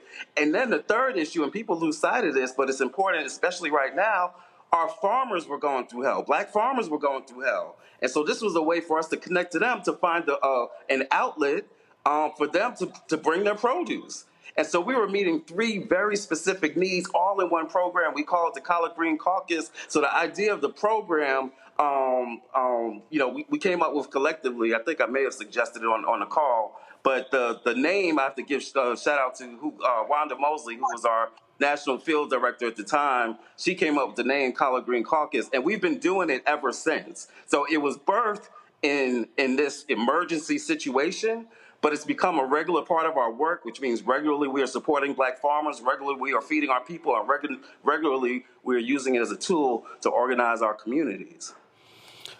And I got to say this, Roland. I got to say this real quick because I'm looking at this footage. You know, you might have, other than the documentary crew, I think you might have more footage of us from 2020 and 2021 than anybody else. Yo, so I was, just so folks know, I was literally, let me close this out. So y'all now go to my computer. Like literally, I'm sitting here going, that was the rally in Columbus, Georgia. I pulled up the Savannah rally. Here was another rally. That were the rallies y'all had in this. I see Albany, Georgia, right here. That was a rally y'all had in D.C. This another one we had in Georgia. So yeah, we basically moved in that year. We basically moved to, matter of fact, let's see, see, here's another one right here. Let me pull this one up. Y'all can see we had the drone action going there as well for these rallies, and so it was like we were there, out there on the ground, not playing around.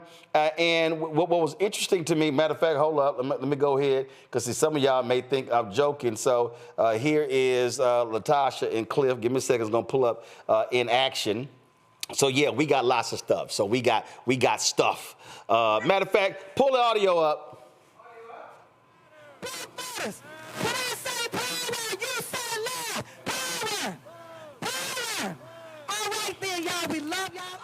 See, the reason I remember that, the audio person who they brought in wasn't doing his job, and we were really pissed off that he had it was overmodulated, and it was like, this is no lie. Y'all think I'm lying. That was one of the reasons why we said we buying our own audio equipment, because we can't depend on, because I never forget, and even y'all like, man, you didn't get the audio straight. It was somebody else brought in that y'all didn't bring in. But yeah, we got lots of stuff. But what people need to understand, that was the only way our folk could find out what was going on. So the networks were not covering it. So when y'all hit me, and also y'all financially supported us that year, what happened was the networks, they were showing a little stuff. But because of streaming, what happened was y'all were like, all right, we're going to be in this place, this place, this place. We said, great, we're going to be there, have the Roll Mobile, we're streaming it, and we were able to talk directly to our people. And there were people who were in those towns who were like, yo, I couldn't make it to y'all rally, but we saw the stream. That's right. And that's why Black organizers working with Black-owned media is so important, because we were both helping each other out. Absolutely. Roland, I just got to lift you up in this moment. The truth of the matter is you have been the platform and the voice for the Black community. We are so grateful for you. We have never asked you for support or help or to cover, and you have not done it. You have been, I remember you came with us with Texas. We've been in these streets, but you've been in these streets too.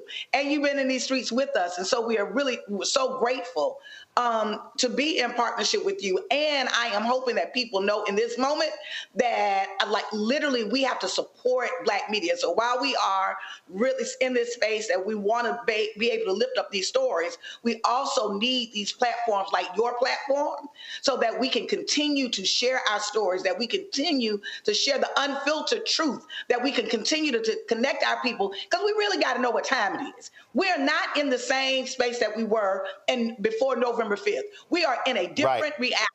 America, the idea of America as we know it, that's over with, y'all. There may be some elements of that are still, but the truth of the matter is we've got to think differently. We've got to organize differently. We got to act differently. We're watching the networks fire Black journalists, credible, powerful Black journalists who actually have high ratings, not because of any other thing, but this attack on anti-Blackness right now. We are watching these networks capitulate, right? All of the major networks have been capitulating to this new administration and what is this administration and what's happening. Black people have always had to have institutions that to protect their interests. That is why, right after slavery ended, Black folks were creating and building banks, because we knew we couldn't go bank with other folks and they were going to do right by us. We had to create hospitals because we knew that we needed care for ourselves, and we may go to other hospitals and they would not take care of us. We educated ourselves. Public education in this country, in this nation right now, is because of Black people. That if people are thinking about really around the New Deal, that the New Deal was actually shaped. Folks don't know it. We give credit to FDR, but the truth of the matter is it was the Black cabinet, right, who really, many of the things that were in the New Deal, it was Black folks that came out of Black innovation. That when we're thinking about even the modern day domestic workers and labor movement, that was Black folks.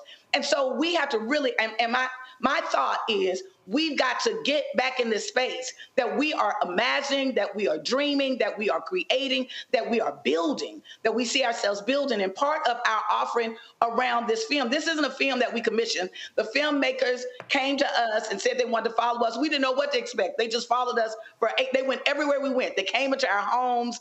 They saw the conflicts that we were working through. They saw when we were engaged. And a lot of that is captured in this film. And so it's important for us to tell our stories so we don't forget. Yep. We don't forget that we have power, and we don't forget that, like, that is organizing. That has always been the best tool we've had to beat against and push up against oppression. This was at Black Caucus. I was talking with you and Cleola Brown.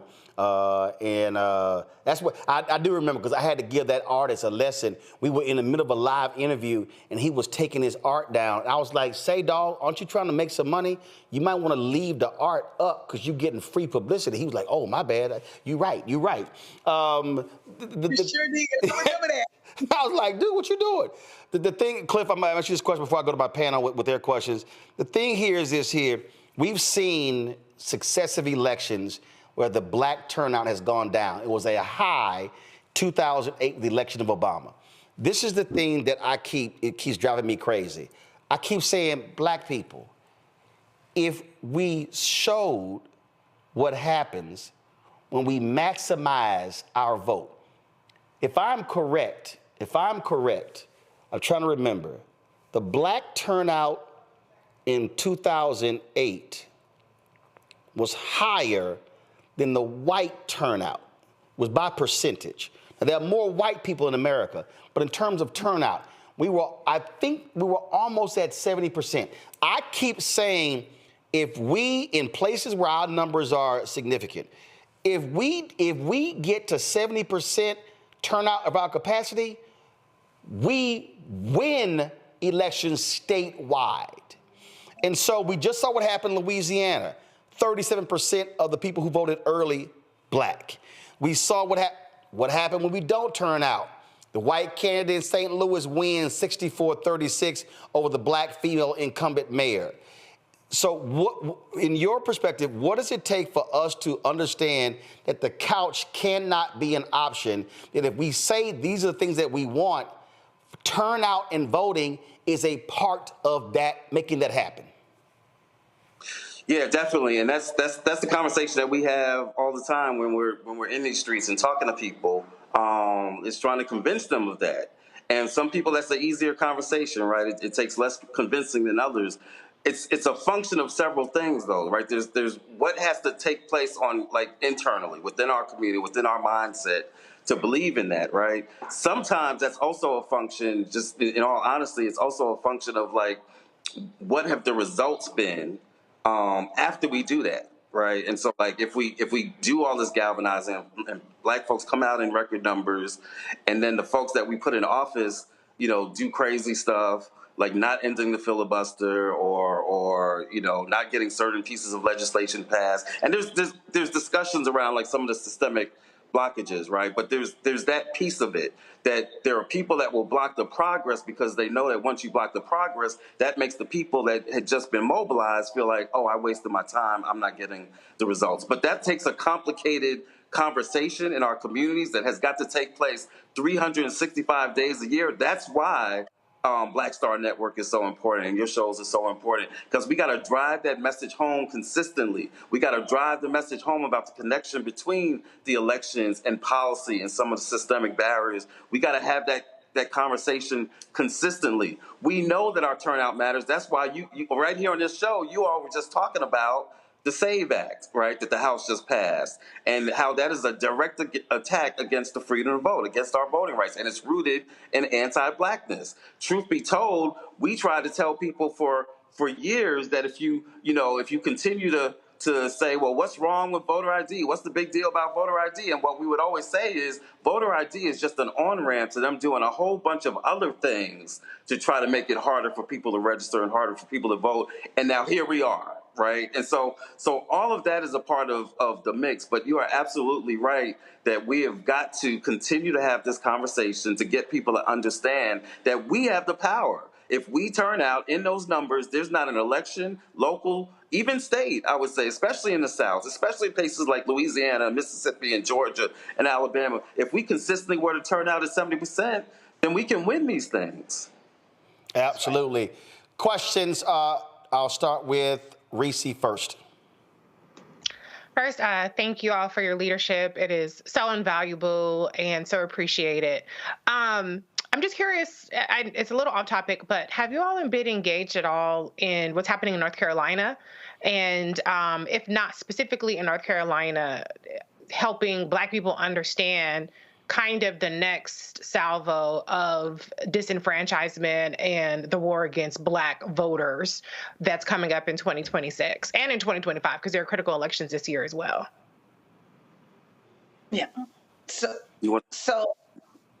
I'll start, and Cliff, and you can add in. So the truth of the matter, even in the film, I lift up the film in the documentary.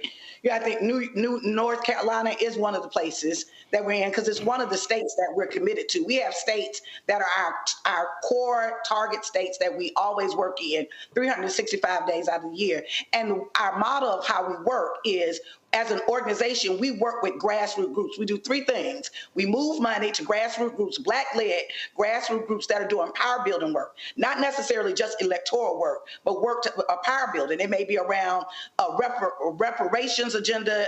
It may be around a police brutality issue, and it may be around an election. And so we have partners in each of our states, like in North Carolina, we're ongoing working anywhere between 20 to 100 grassroots Black-led groups that oftentimes it's not just around us, the message that we have, but there are people that are capable organizers that are indigenous to those communities that have been doing the work, that all they need is some resources, a little support, and really helping with lifting up their message. And so we work with those folks as well. And so we have been working in North Carolina from the gerrymandering issue all the way up to now. We are ongoing working with them. And I'll turn it off to Cliff so he can share as well some of our current stuff. Yeah, I mean, just to be clear on this specific issue, we have been involved, our state team in North Carolina has been involved with our partners in a lot of the organizing. Hell, I was there in North Carolina on Election Day, right? A lot of people were focused on Georgia and some other places, but I was in North Carolina on Election Day because I knew how important those elections were. But we've been engaged ever since that Election Day, making sure that all the votes got counted, making sure that all those recounts were done, in a way that wouldn't disenfranchise our folks. And throughout this battle over these 60-something thousand votes that they're trying to throw out, we've been involved, our staff and our partners. I got to give a shout out to folks like Advanced Carolina and the Blueprint Table in North Carolina.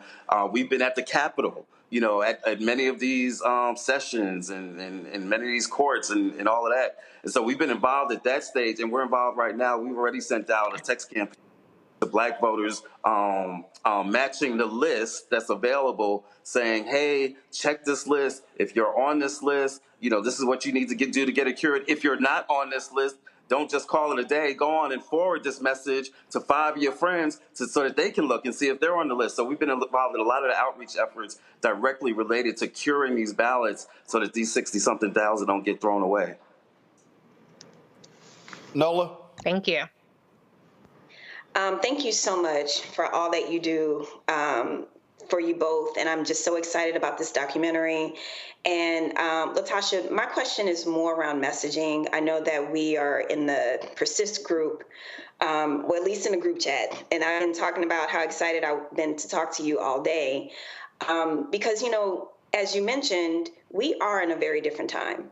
All the old, you know, toolkits thrown out the window. The way that we used to do business, the way that we used to talk about politics, all of that has changed. And so I'm very curious if you've all been testing in the field, national messages that have been landing and local messages that have been landing, and if there's some, you know, if they're parallel, if it's the same message, you know, because as the Dems have been dinged a lot, even before going into this election, that it's always kind of not so much a messaging problem more than it's like a branding problem. Like we were talking about the SAVE Act earlier and how irritated I am that it's called the SAVE Act because it's anything but Republicans know how to brand. So I'm very curious, what have you all been finding success with out in the field regarding messaging? You know, it's interesting that you say that, and I'm really excited. Thank you for that question. First thing I'll say is, I don't know if people always say that the Republicans are good at messaging. I don't know if I think that. I think they're good at lying. Like if I can lie and make something up, I got some amazing stories that I could share. Like if I can just create stuff, yeah, you might be entertained with my work too, right? But ultimately, you know, I think that the messaging has to really be able, not just around sensationalizing, but really it has to be rooted in truth. And so part of what, to your point, the Democrats have not been good messengers, particularly to Black people, right? One of the reasons why that's like a core strategy for us around messaging is because oftentimes that we don't hear messages that are really related to us. And sometimes it's not that you got to shift and come up with the best sensational message. Part of why we've heard that over and over again with all of the ads of the $7 billion that the Democrats spent on the last election cycle, that much of that went back to these communications firms that convinced them that they need to be on television, that they need to be on traditional network TV, so that they could get these messages out and these advertisement pieces out. And ultimately what wound up happening is there were messages that didn't land and many of us weren't there. That what we're finding is when we're talking to our people, like many of our young folks they're getting their information from the internet, from YouTube. They're listening to shows on TikTok, on social media, just as if this platform, like social media, I think network TV is really in a downward decline in this moment. And so it really is key around us having a message. And what we found that has always worked, that always having a message of hope. You always got to be authentic. You have to have an authentic message that is not just about you telling people what they need to believe and think. That oftentimes folks always want to come in our communities and tell us what we need to do. They always tell us like we ain't smart, like I don't know what I need, right? That part of, I think, the process of even shaping your message is having the humility, having the organizing and the infrastructure to actually listen to people so that you can really listen to what's landing on them. And so oftentimes with our organizing, it's not about just the message that we're trying to put on them like an advertisement. It is literally the message is being shaped by what they're telling us. That the message in Alabama, there may be a message in Alabama or something going on in Alabama that can ignite people that is distinctively different from North Carolina. I think the foundation of the base that Black folks want what everybody else wants. We want quality education, and much of that hasn't changed. We want quality education. We want to get paid. We want economic equity. We want to make sure that we actually are able to build our communities, that we have safety and security and economic security, those things. We often work with folks who are posters and getting data to make sure that we're really in tune with what the message is. But the truth of the matter is, the way we actually get our messages is we out in these streets and we talk to our people and we hear from them, what is it that you care about?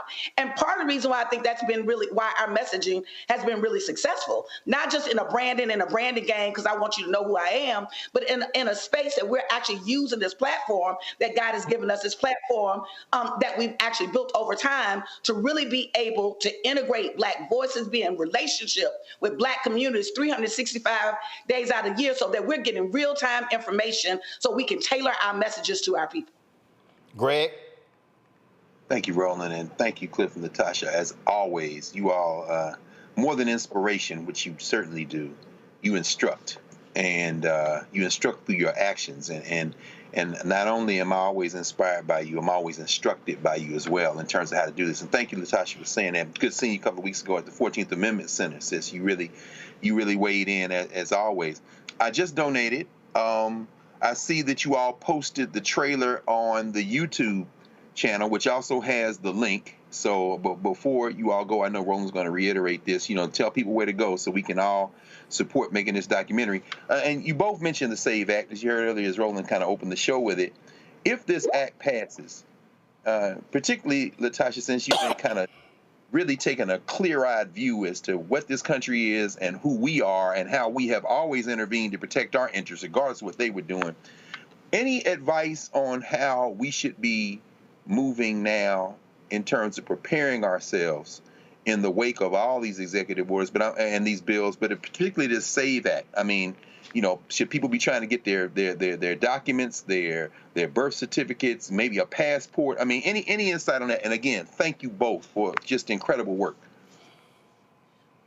Thank you, brother. And we appreciate you because we are always inspired by you. Like, I think Black scholarship and reminding us, and I'm really serious about that. I do believe that part of this attack on our history is to make us forget our victories and to make us forget that we win, that we have when we win and how we have won in terms of it has been our resistance that has led to the outcomes that we have. It has not been our capitulating to we gonna get along. That ain't never got us nowhere. It has never gotten us anywhere. It has actually been our organizing, our having a clear vision, leadership that really is courageous, and for us to stand in a space that we are not really surrendering. And so as it relates to the SAVE Act, I think it's important in this moment, there's a couple of things. In this moment, I do believe that as it passes, as we've been telling people, we've got to get some things lined up that to make sure that you do have your ID. Do everything that you can within your power to make sure that you can actually maintain voting, right? Because we don't even know how long that voting system is going to be up, to be honest. We don't even know how long we're going to have the elections. But why it's really particularly national, but why it's particularly important is because why voting is important, particularly on the local and the state level.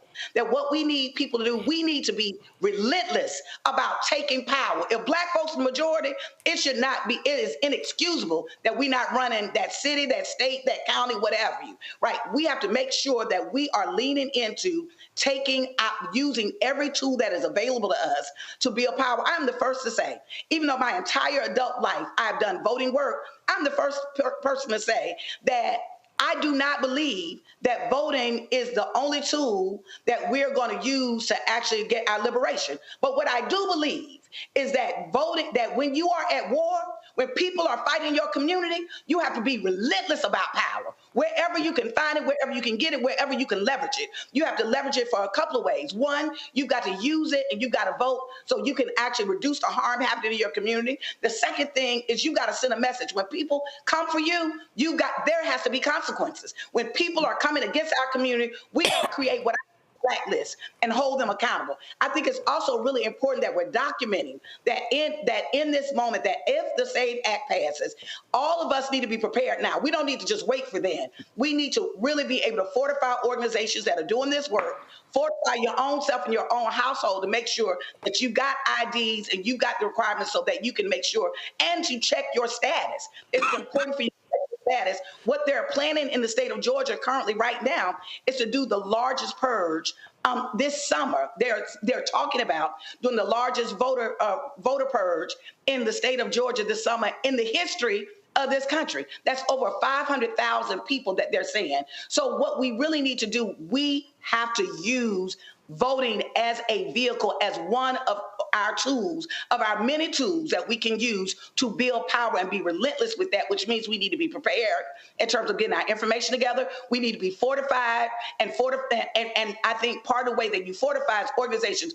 whether it's NAACP, whether it's Black Voters Matter, whether it's Georgia Stand Up, whether it's a National Coalition on Black Civic Participation. This is the moment, y'all, that you need to make sure that Black organizations that are on the front lines doing this work, that they are supported, that you are fortifying them, that you are sending resources, that you are volunteering, that you are tuning in. That is another part of that. And then we've got to be ready to do what we need to do, whether that means as we organize. You know, I'm thinking about in Mississippi, I've been thinking a lot about in Mississippi with the formation of Mississippi Freedom Democratic Party. We also have got to create some alternatives to let folks know that we are not going to be, our life is not going to be dependent on the whimsical nature of a political party, a candidate, or white people. We're just not doing that no more. And so what we've got to do is fortify ourselves, use the tools that are available while they are available, but also build as we are doing that. We've got to build this context. And so with the Mississippi Freedom Democratic Party, when they were not allowed to vote in the, quote, regular election, they had their own elections. Over 80,000 people participated in the election. They organized themselves, created the Mississippi Freedom Democratic Party, sent a delegation led by Sister Fannie Lou Hamer, right, and turned it out and shut it. In many ways, they changed and opened up the space for Black folks within that context because they dared to be different, that they actually used their power and organized themselves. And so I think in this moment, we need to be thinking like that as well. All right, folks, if you want to support the documentary, okay, so here's what we got to do. Where do folk go, Cliff and Latasha? Because, all right, so here's the deal. I went to actblue.com, all right? So then I typed in, go to my iPad, I typed in Black Voters Matter. Also, some people in the chat were asking me, does Black Voters Matter have a PAC? I said they do. So y'all see right here, they have Black Voters Matter Capacity Building Institute, they have Black Voters Matter Fund, Black Voters Matter Action PAC. All right, here's the problem. When I type in your name, this doesn't come up. This is the actual place where you give for the documentary. So, and I typed in Black Voters Matter in Act Blue's search box. This page doesn't come up. I typed in love, joy, and power. It doesn't come up. So where do we send people to donate, to give, to finish the documentary? Where do they go? What's the easy place for them to go? Yeah, so there's a couple of places they can go. The easiest is if they have the direct link, and I think that we've got it in the comments on the page. It's a bit.ly/love and power. And but if they is it on y'all site? What's the easiest? Like if I tell somebody, yo, go to Black Voters Matter. Go to our social media. Yeah, no, but it's on y'all website, blackvotersmatter.com. Yes, it's on our website, and it's on any one of our social medias. So if they go to our Twitter or X or Facebook or IG or whatever Threads, all of them are the same handle, Black Voters MTR, and you'll see a post on there that's got the trailer, and it has the donation link. Or you just go straight to our website, Black Voters Matter Fund, Black Voters Matter Fund with a D at the end, .org. Okay. All right. Okay. So hold up. I'm on Black Voters Matter Fund.org. All right. This is it right here. What am I clicking? Like, what am I specifically for the doc? Because I'm looking. I see show your support. I got that. I see stay informed. I got that. There's a donate button up top. What does that go to? That's it's in the news section. Okay. All right. Hey, Roland, I just went to the Black Voters Matter Fund YouTube channel. Y'all got it. Y'all got No. I got that. Follow what I'm saying. If I'm in Raleigh tomorrow, if I mention I want to be able to give go to this website to give. The problem, go to the YouTube channel. I got to find it. So I would just say, hey, I would just put a button on the website, on your main website, that take them to the doc. I try to make it as easy as possible where I can send somebody to go there to support the doc. Because like I thought, if I say, hey, go to actblue.com, type in Black Voters Matter, it doesn't come up. That's why I did it. Just so maybe y'all let Act Blue folks know that people need to be able to type in Black Voters Matter. Like I just show y'all. No, that's not it. Like right here. If you type in Black Voters Matter in the directory, you type that in, you hit return, it should be one of the ones that come up for the doc. It should come up on that search box. So just let them know. There's a lot easier for folk to be able to get to donate, okay? Okay, definitely. But in the meantime, we'll add that onto the website. But definitely go to any one of the social media channels, and you'll be able to find it pretty easy as well. But thank you, Roland, for lifting that up. And I just one last thing, because the fundraising is important. But one last thing on that SAVE Act, and to Professor Carr's question, we got to try to block, right, the current legislation, because it's not a done deal. I think I heard Professor Carr say that earlier. It's not. It's not a done deal. And as long as the Democrats in the Senate don't do what 4 of them did in the House, that's a whole nother story that we need to come back to. Yeah, I need to find who those 4 were. I need to find their names. Yeah, and I think a couple of them were the same ones that voted against Representative Green on that censure vote. So they just got a history of running them up. So we got to block. We also got to litigate. We good for suing folks, right? And so Black Voters Matter has been in a bunch of lawsuits. We might be in a lawsuit over the SAVE Act. We got to prepare in the ways that Latasha was explaining, right, in terms of like getting our documents and all that good stuff. But the 4th thing is critically important, because we got to understand, and we've all made this point, these are not normal times. This is not just a matter of a policy difference. This is a matter of them trying to install a dictatorship and one-party rule. And at some point, I've said it before, we are going to have to hit the streets, right? Right now it's the white folks, and most of us are chilling and learning the boots on the ground and all that. But we got to be clear, we are going to have to hit the streets, because they are not playing about trying to install a dictatorship. All right, so y'all know I don't waste no time. So here y'all go. The 4 Democrats that voted for the SAVE Act: Jared Golden, Marie Gluesenkamp Perez, Henry Cuellar down in Texas, and Ed Case. Golden tweeted that some claim that requiring proof of citizenship is too onerous a burden, or that it will disenfranchise those whose names have changed for reasons like marriage.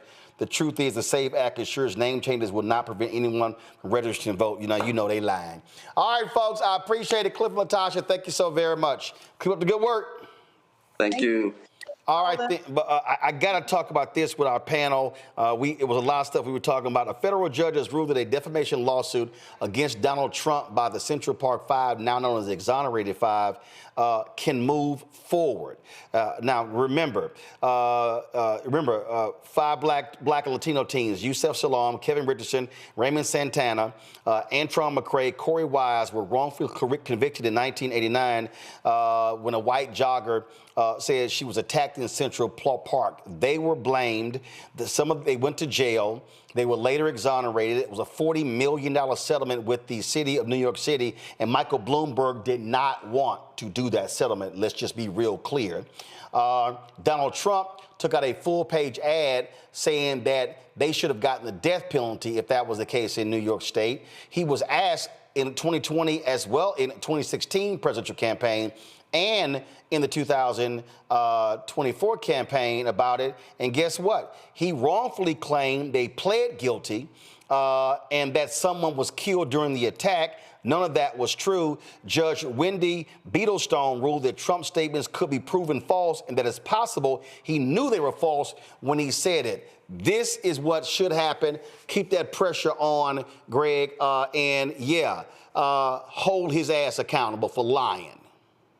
Absolutely, that's a victory. Absolutely, because the judge did dismiss the intentional infliction of emotional distress and a defamation by implication theory, but the core argument was upheld, and yes, they're going to keep going forward. He's beginning to lose in the courts. Talking with Cliff and Latasha, it reminds us. We saw while we've been on the air, the Supreme Court said, hey, they upheld the district court ruling that says you got to bring that guy you sent out of the country back. Yep. They sent it back to the district court to determine what that process might be. There's some language that needs to be worked out. But all these sensationalist headlines in the white media, Trump wins the Supreme Court, Trump wins the Supreme Court. They have not ruled on the merits on any of these cases. This is the first one they ruled on the merits, and they said, you got to bring him back. We've got to fight. Exactly what Cliff and Latasha said, Roland. Absolutely. This is why you cannot give up. To Greg's point, Supreme Court requires the Trump administration to facilitate the release of immigrant Kilmar Abrego Garcia. This was family members speaking outside of Supreme Court. It's been 28 days since I lost on my husband. since his children hugged him, since his mother kissed him, since his brother has talked to him. Court ruled that indeed this should have never happened. The rule that my life partner, Kimbrough, should have returned home 50 hours ago. But here I am again today, standing before you, pleading that you continue to uplift his story and remember his name, because the Trump administration and the Bukele administration continues to delay the reunification of my family. Thugs, these thugs, what they did, that's, again, the court ruled there. And Reese, I want the exonerated 5 to keep that pressure on his behind. I want them to hold him accountable, and I want a jury because the judge said now it goes to a jury to rule against him and force him to pay fees because he knew he was lying. He knew he was full of shit. And guess what? And they win, just like E. Jean Carroll, every time he defames them, take his ass back to court. Yeah. Well, you know, Donald Trump has been very litigious if anybody says anything about him. So absolutely keep that same energy. As soon as he open up his mouth and fix his mouth to say something that's a lie, sue his ass. I'm actually very much relieved that this court is allowing this to move forward, simply because it seems as though many of the rulings have been that Trump can do whatever the hell he wants to do to whoever he wants to do, and ain't nobody gonna check him, boo. So I think this is a huge win, regardless of what the ultimate outcome is. I don't know if Trump is paid off anybody. He done been market manipulation and meme coin and all kind of shit. So you would think he would have had the money by now to pay other people off, and whatever they can get from him, get every single last penny. On the subject though of the Maryland father, this is a situation where this administration knew that he should not have been deported, fought tooth and nail to keep a man that they knew should not have been deported in prison in shithole conditions in a country that they kidnapped and deported him to. And not only that, they fired or they reassigned the attorney that admitted the truth in court, which is that this person should not have been deported. It was an error. And so my message has to be, because I'm sure, Roland, you see this all the time and with the trolls. They not foundational Black American. This ain't got nothing to do with us. When this administration knows that you have a legal right to be in this country, be it whether you're a citizen, whether you have a green card, which they're revoking left and right, whatever your status is, if they know that you have every right to be here and will still haul your ass in a plane to a fucking colony and say, too bad, so sad, that's something that impacts us, because these people don't have any sense of duty to getting their actions right, because no humans involved is what they see. Unless you don't see no white men with blonde hair, blue eyes getting this treatment.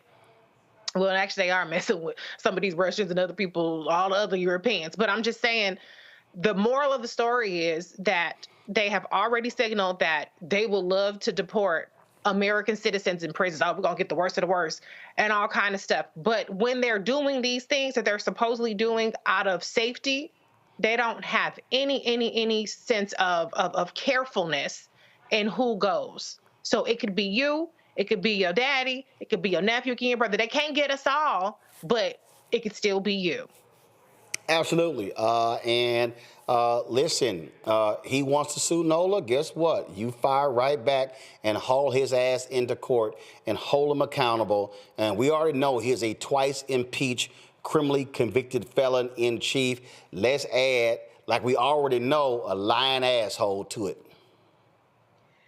Absolutely. And you know what? Even if SCOTUS did this out of self-preservation, because they understood that he was coming for their power. And it was 9-0. It was a 9-0 ruling. Go ahead. Exactly. 9-0. So even this was done out of self-preservation.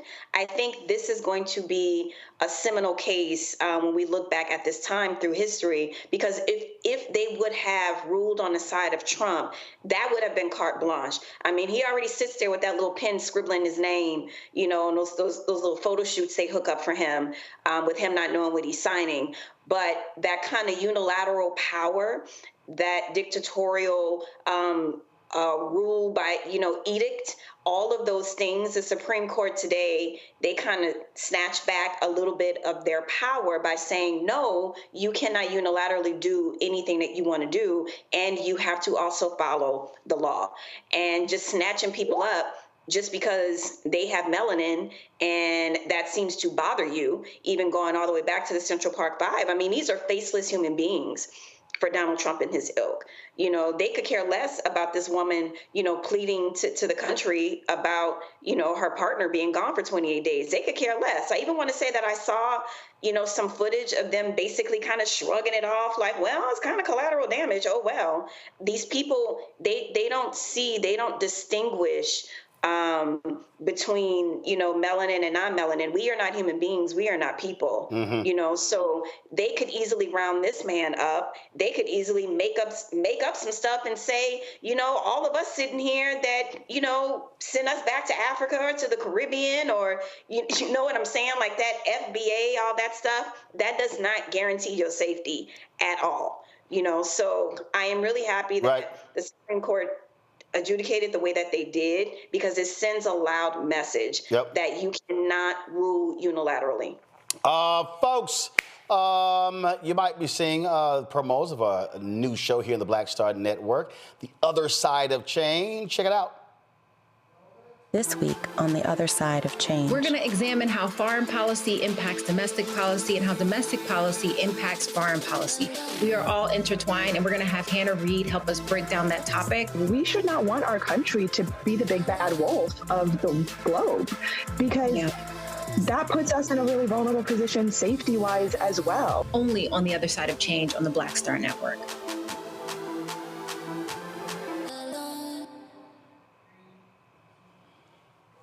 All right, folks, joining us right now, the host of that show, Jameer Burley, Bria Baker. Glad to have both of you here. So, whose idea was it for this show? Well, obviously, I put the word out and I wanted two millennials hosting the show, so that's what started. But how did y'all connect to say, hey, let's do this thing together?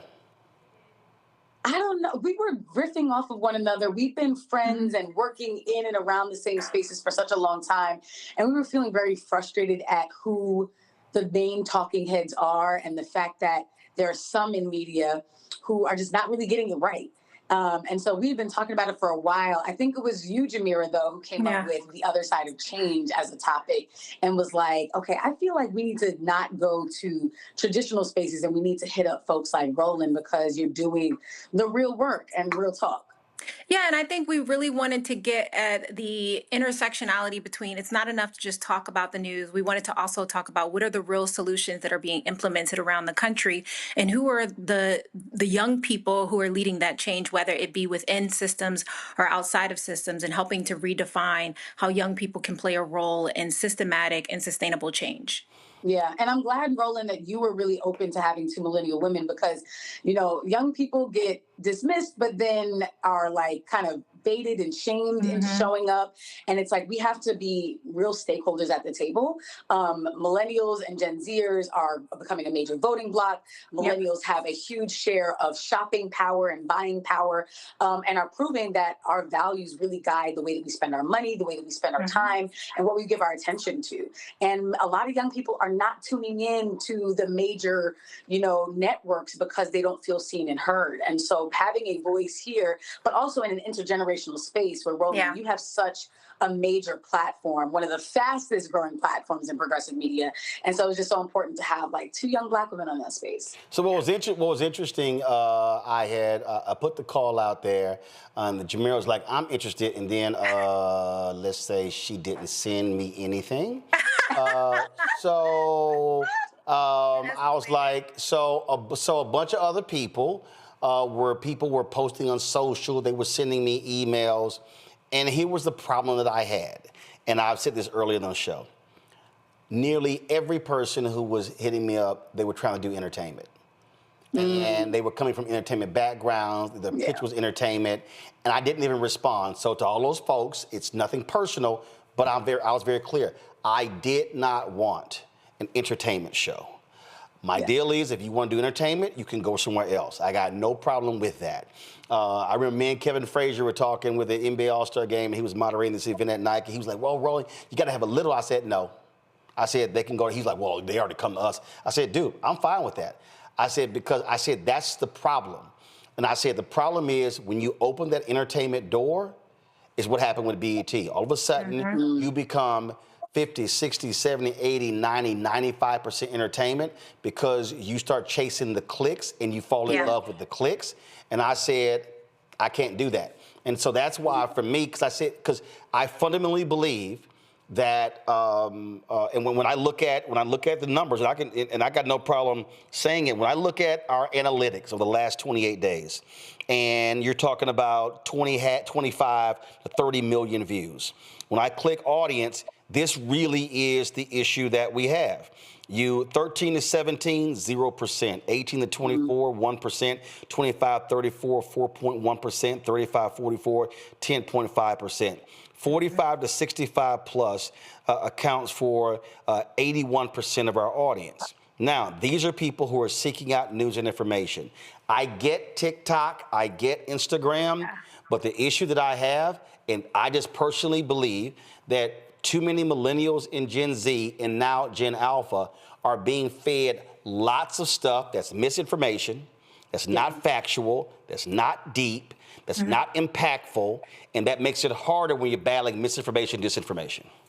Oh, absolutely. And, as someone who regularly uses TikTok and mostly to convey the news, it's not a place where you can have a holistic conversation about what's really going on. It's normally just sound bites. And I think too many people take that as gospel and they run with it instead of actually examining and doing their own research.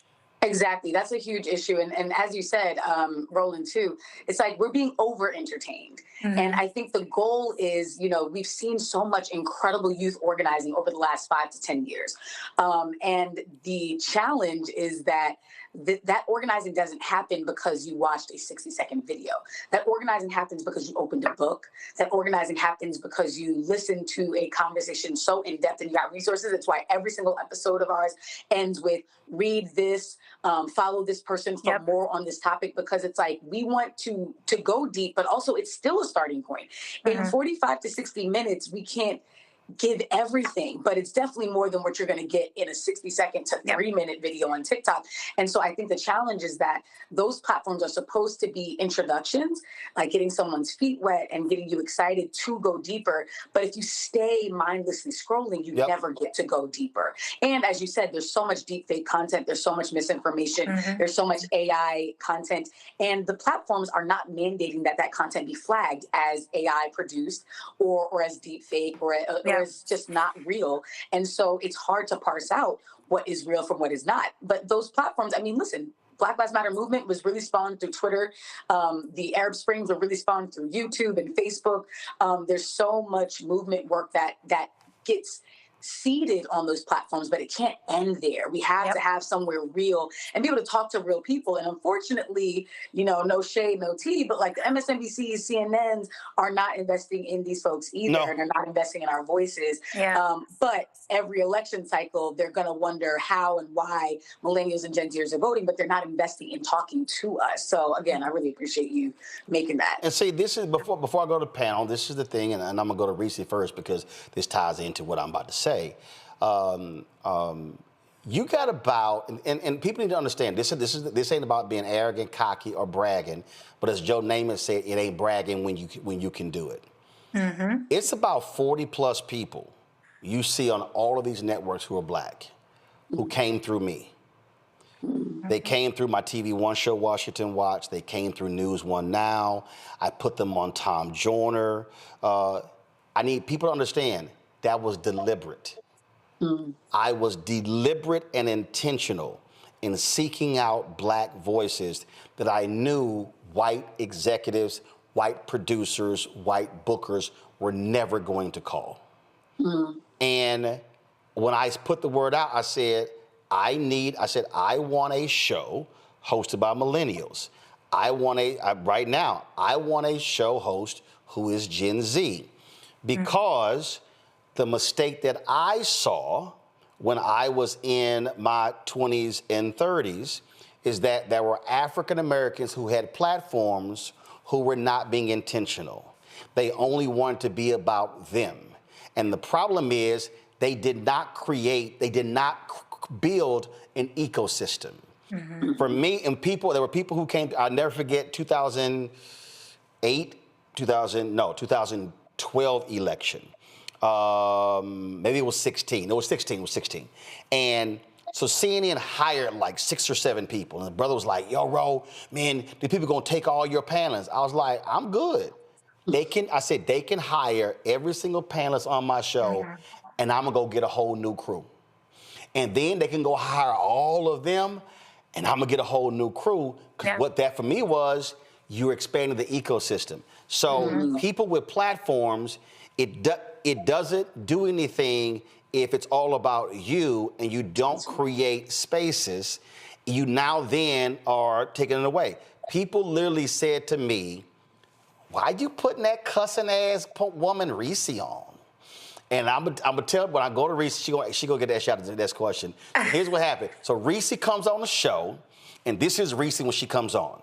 So she's talking like everyone else. I'm looking at her like, I ain't booked your ass to sound like everybody else. I need you to do you like you sound, because that's what do you. So I was like, Reese, let me holler at you. That ain't what I call you to do. And I need the artist to understand, I don't know what Jamira and Bria talk about. I don't text them or email them. I don't know who they booking, because people have to have the freedom to have their conversation. So if y'all get mad, whatever they say, don't call me, because I didn't talk to them about it. But Reese, go ahead with your question. Roland gonna tell that story. It's been 5 years. He's still. But it's true. It's true. Reese was like being very much, I'm on television, I'm here on Roland's show, so therefore I was like, baby, I need you to do you. She was like, oh, well, hell, okay, all right then. But again. Listen, because we just be needing permission to be on, because it's so many spaces where we're on the leash and where you learn to code switch for survival. And it takes a space saying, no, when I say I'm really about unapologetic, I really mean that. But people will say that, and then you act your authentic self, and they do what they did to Joanne Reed, and they do what they did to Tiffany Cross, and they do what they did to so many people. And so what they did to Roland. Right. What they tried to do to Roland. Right. What they tried to do to Mark Lamont Hill. Like, they try to do this to us. And so it takes really learning, like, okay, this is actually a space where I can be unfiltered. So I hear you, Reese. I hear you. Well, thank you, Roland. I mean, Roland Martin Unfiltered, Reese Culver Show's Unfiltered, and the other side of change, I'm sure is very much unfiltered. But to Roland's lead in, my question is, how are you approaching curating your topics and your guests, knowing that the same people do tend to get past the mic on these topics, and really expanding that ecosystem that Roland pointed out, and ensuring that not the same people that everybody done seen everywhere are who your audience gets to tap into? Yeah, well, first I will say, regarding the topics, we really take topics that are in the top, what young people are already discussing on other social media platforms that we know that they're curious about, they're interested in. And then the way we find speakers is we don't find people who talk for a living, right? Like, anyone can yap a little bit. We find people who are actually doing the work, meaning they're working in organizations, they're considered activists, they're working for nonprofits, they're elected officials, and these are young people. So between the ages of millennials and Gen Zers who are actively in the spaces, who can talk about these conversations from a more nuanced way and not just from talking points that they're getting through ChatGPT. Absolutely. Nola? Well, first of all, I am so happy and so proud of you both. And I want to ask you more of a personal question, so people can see your personalities and y'all do hard-hitting stuff. But I mean, what is the energy like working between the two of y'all? Like, is it symbiotic where y'all just kind of click and vibe off each other? Or like does one do one thing better than the other? Like, I'm just very curious about the working relationship. Which one of y'all don't know nothing about Philadelphia music? Wow, the heavy shade is so quick to come. Wow. And to thought I was here honoring my elders, but he cut me off. Just FYI, his favorite thing to do. So can y'all please answer the question? Look, Nola, listen, I ain't been petty with you in 2 weeks, so. Listen. To answer your question, I do think it's very symbiotic. Jamira is my sister. We know that. I mean, on most of these topics, we're very aligned. It's rare that we're bringing something forward that we strongly disagree on. But we also have unique experiences where it's like, I have almost exclusively been from the outside protesting and let's dismantle this thing and recreate it and renew it. And Jamira has, also done that, but also worked from the inside saying, like, how can we change these systems from the inside, and seeing the power, but also the will to change from that inside, and like adding in that nuance that, like, listen, not everybody here is our enemy, not everybody here is a villain. And I think that that's important because we can come to the table with the energy and the righteous anger that a lot of young people have, but also but let's channel that into a productive place. So I think that's what works. But also we work so well together that it kind of trades off. There's weeks where I'm like, I know exactly what our next few topics should be, and let me like get us cooking and let's get started. And then there's weeks where Jamira is like, girl, we need to talk about this. And I'm like, okay, great. Like, listen, who should we be bringing up? So I think that we learn to like take space, leave space when one of us is like, I'm very passionate about what's coming up. We're also very mindful because we both come from activist and advocacy spaces. We're also mindful of just like, what are our people on the ground feeling like is not being talked about? So sometimes it's something that's not really trending, but should be, is not getting the space that it deserves, or is trending in group chats and side channels and, apps that young people are on, but that like are not being covered in traditional spaces.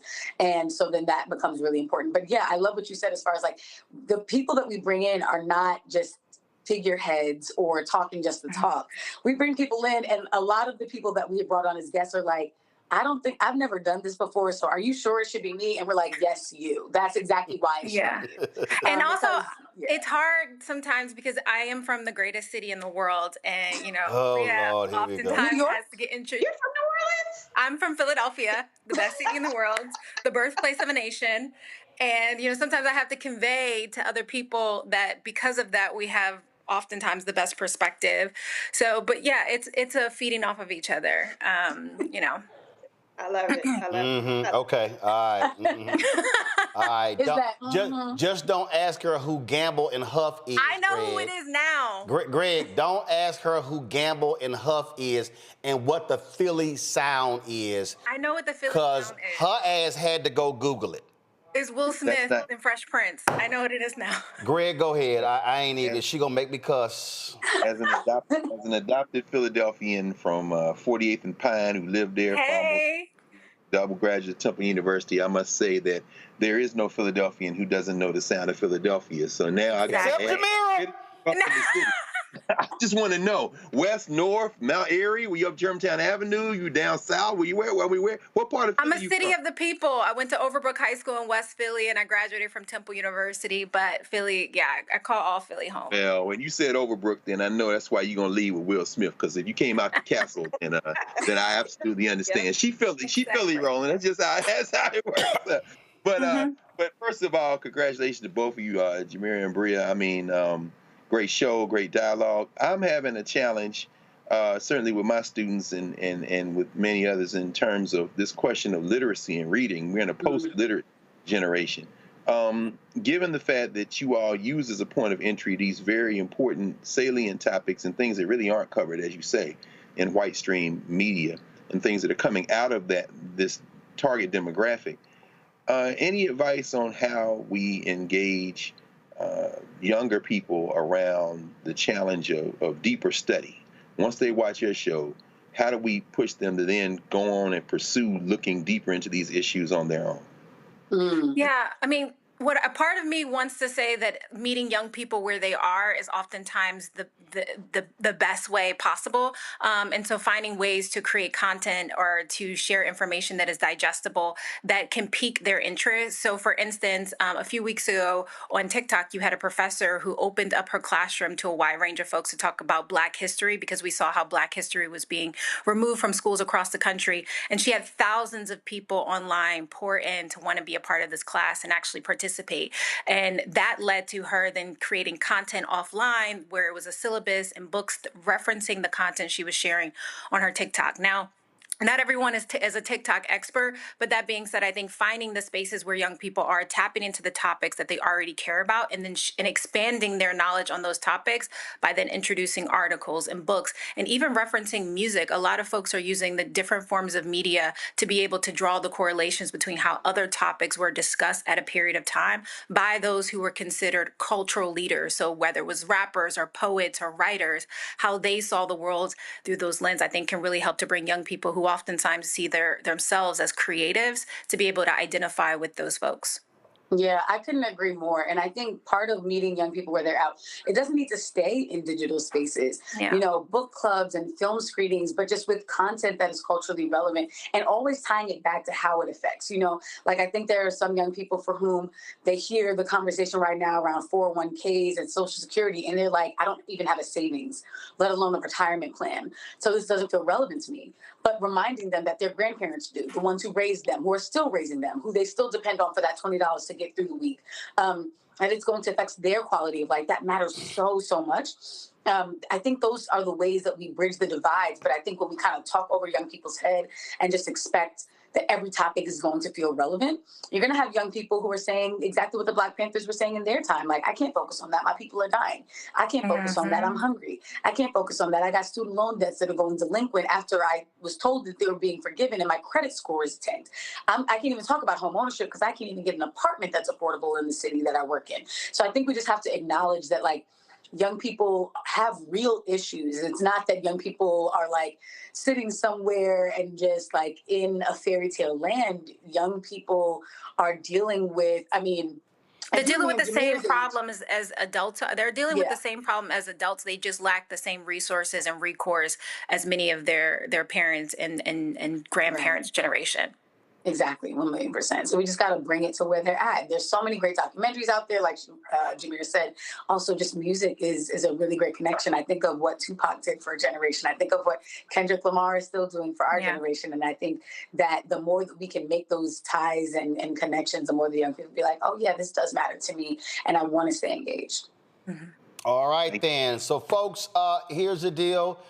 There are multiple ways you can check out the other side of change. First of all, if you go to my iPad, if you go to the app, we have all of the shows listed, including new episodes, praise the Lord, of the Black Table. They're coming. They're coming.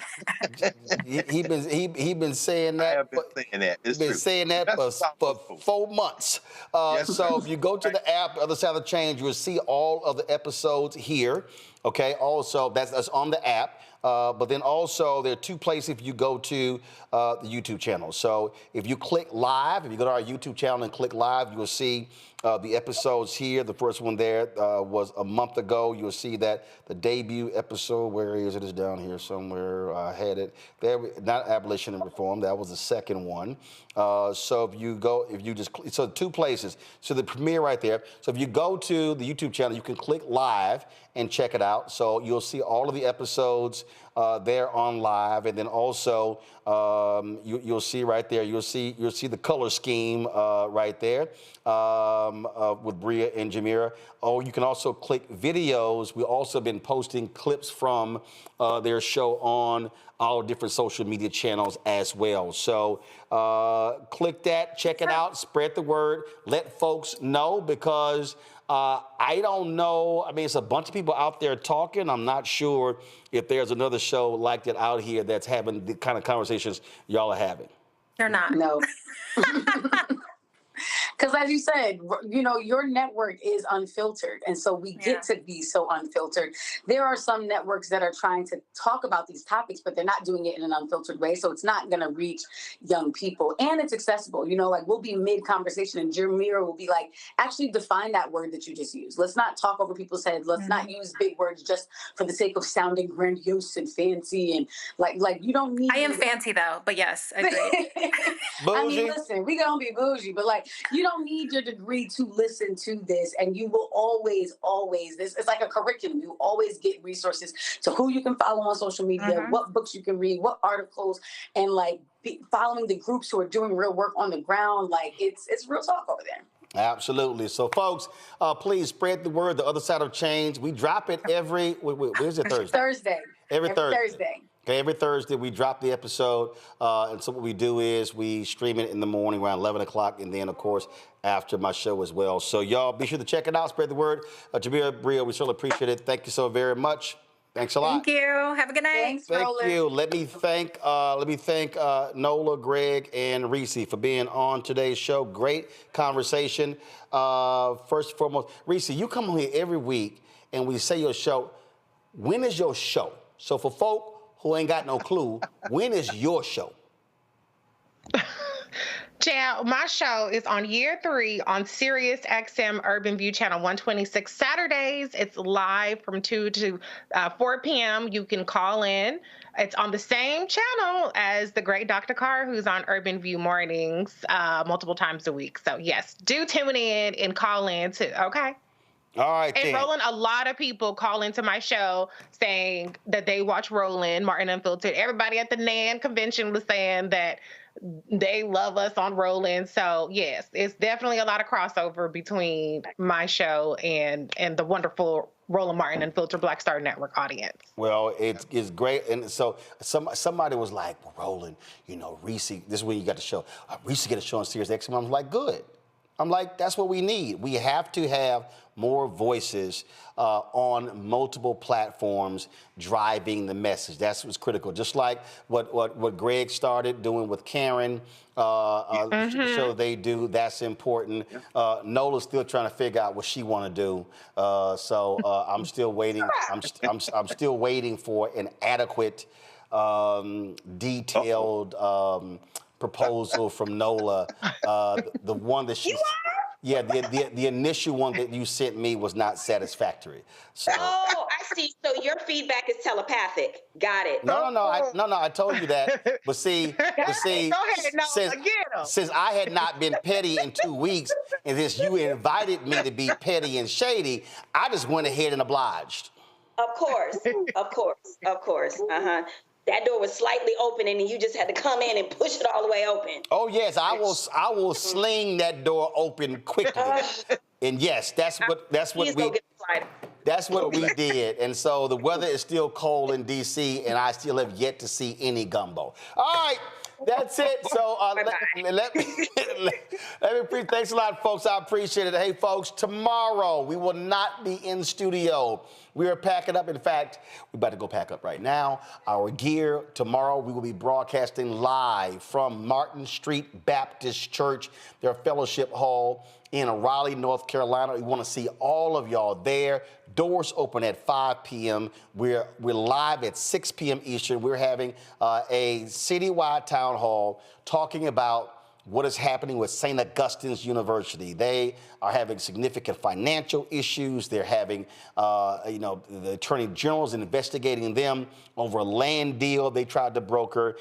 They have enrollment issues. Students are not on campus. It's just all sorts of drama. And we want to give the community, students, faculty, staff, administration, board trustees who refuses to hit us back, refuses to participate. And I'm sorry, that was something you had shown. You need to put that in group me for Carol so I can zoom in here. I think I had something from the university. The thing is, let me be perfectly clear. We have repeatedly invited the administration of St. Augustine's. We have repeatedly invited the Board of Trustees. They have opted not to be involved. In fact, they asked us to take off their logo off of our graphic. I said no, and we made it clear we're coming. We made it clear we're going to be there. We made it clear that we were going to have this conversation.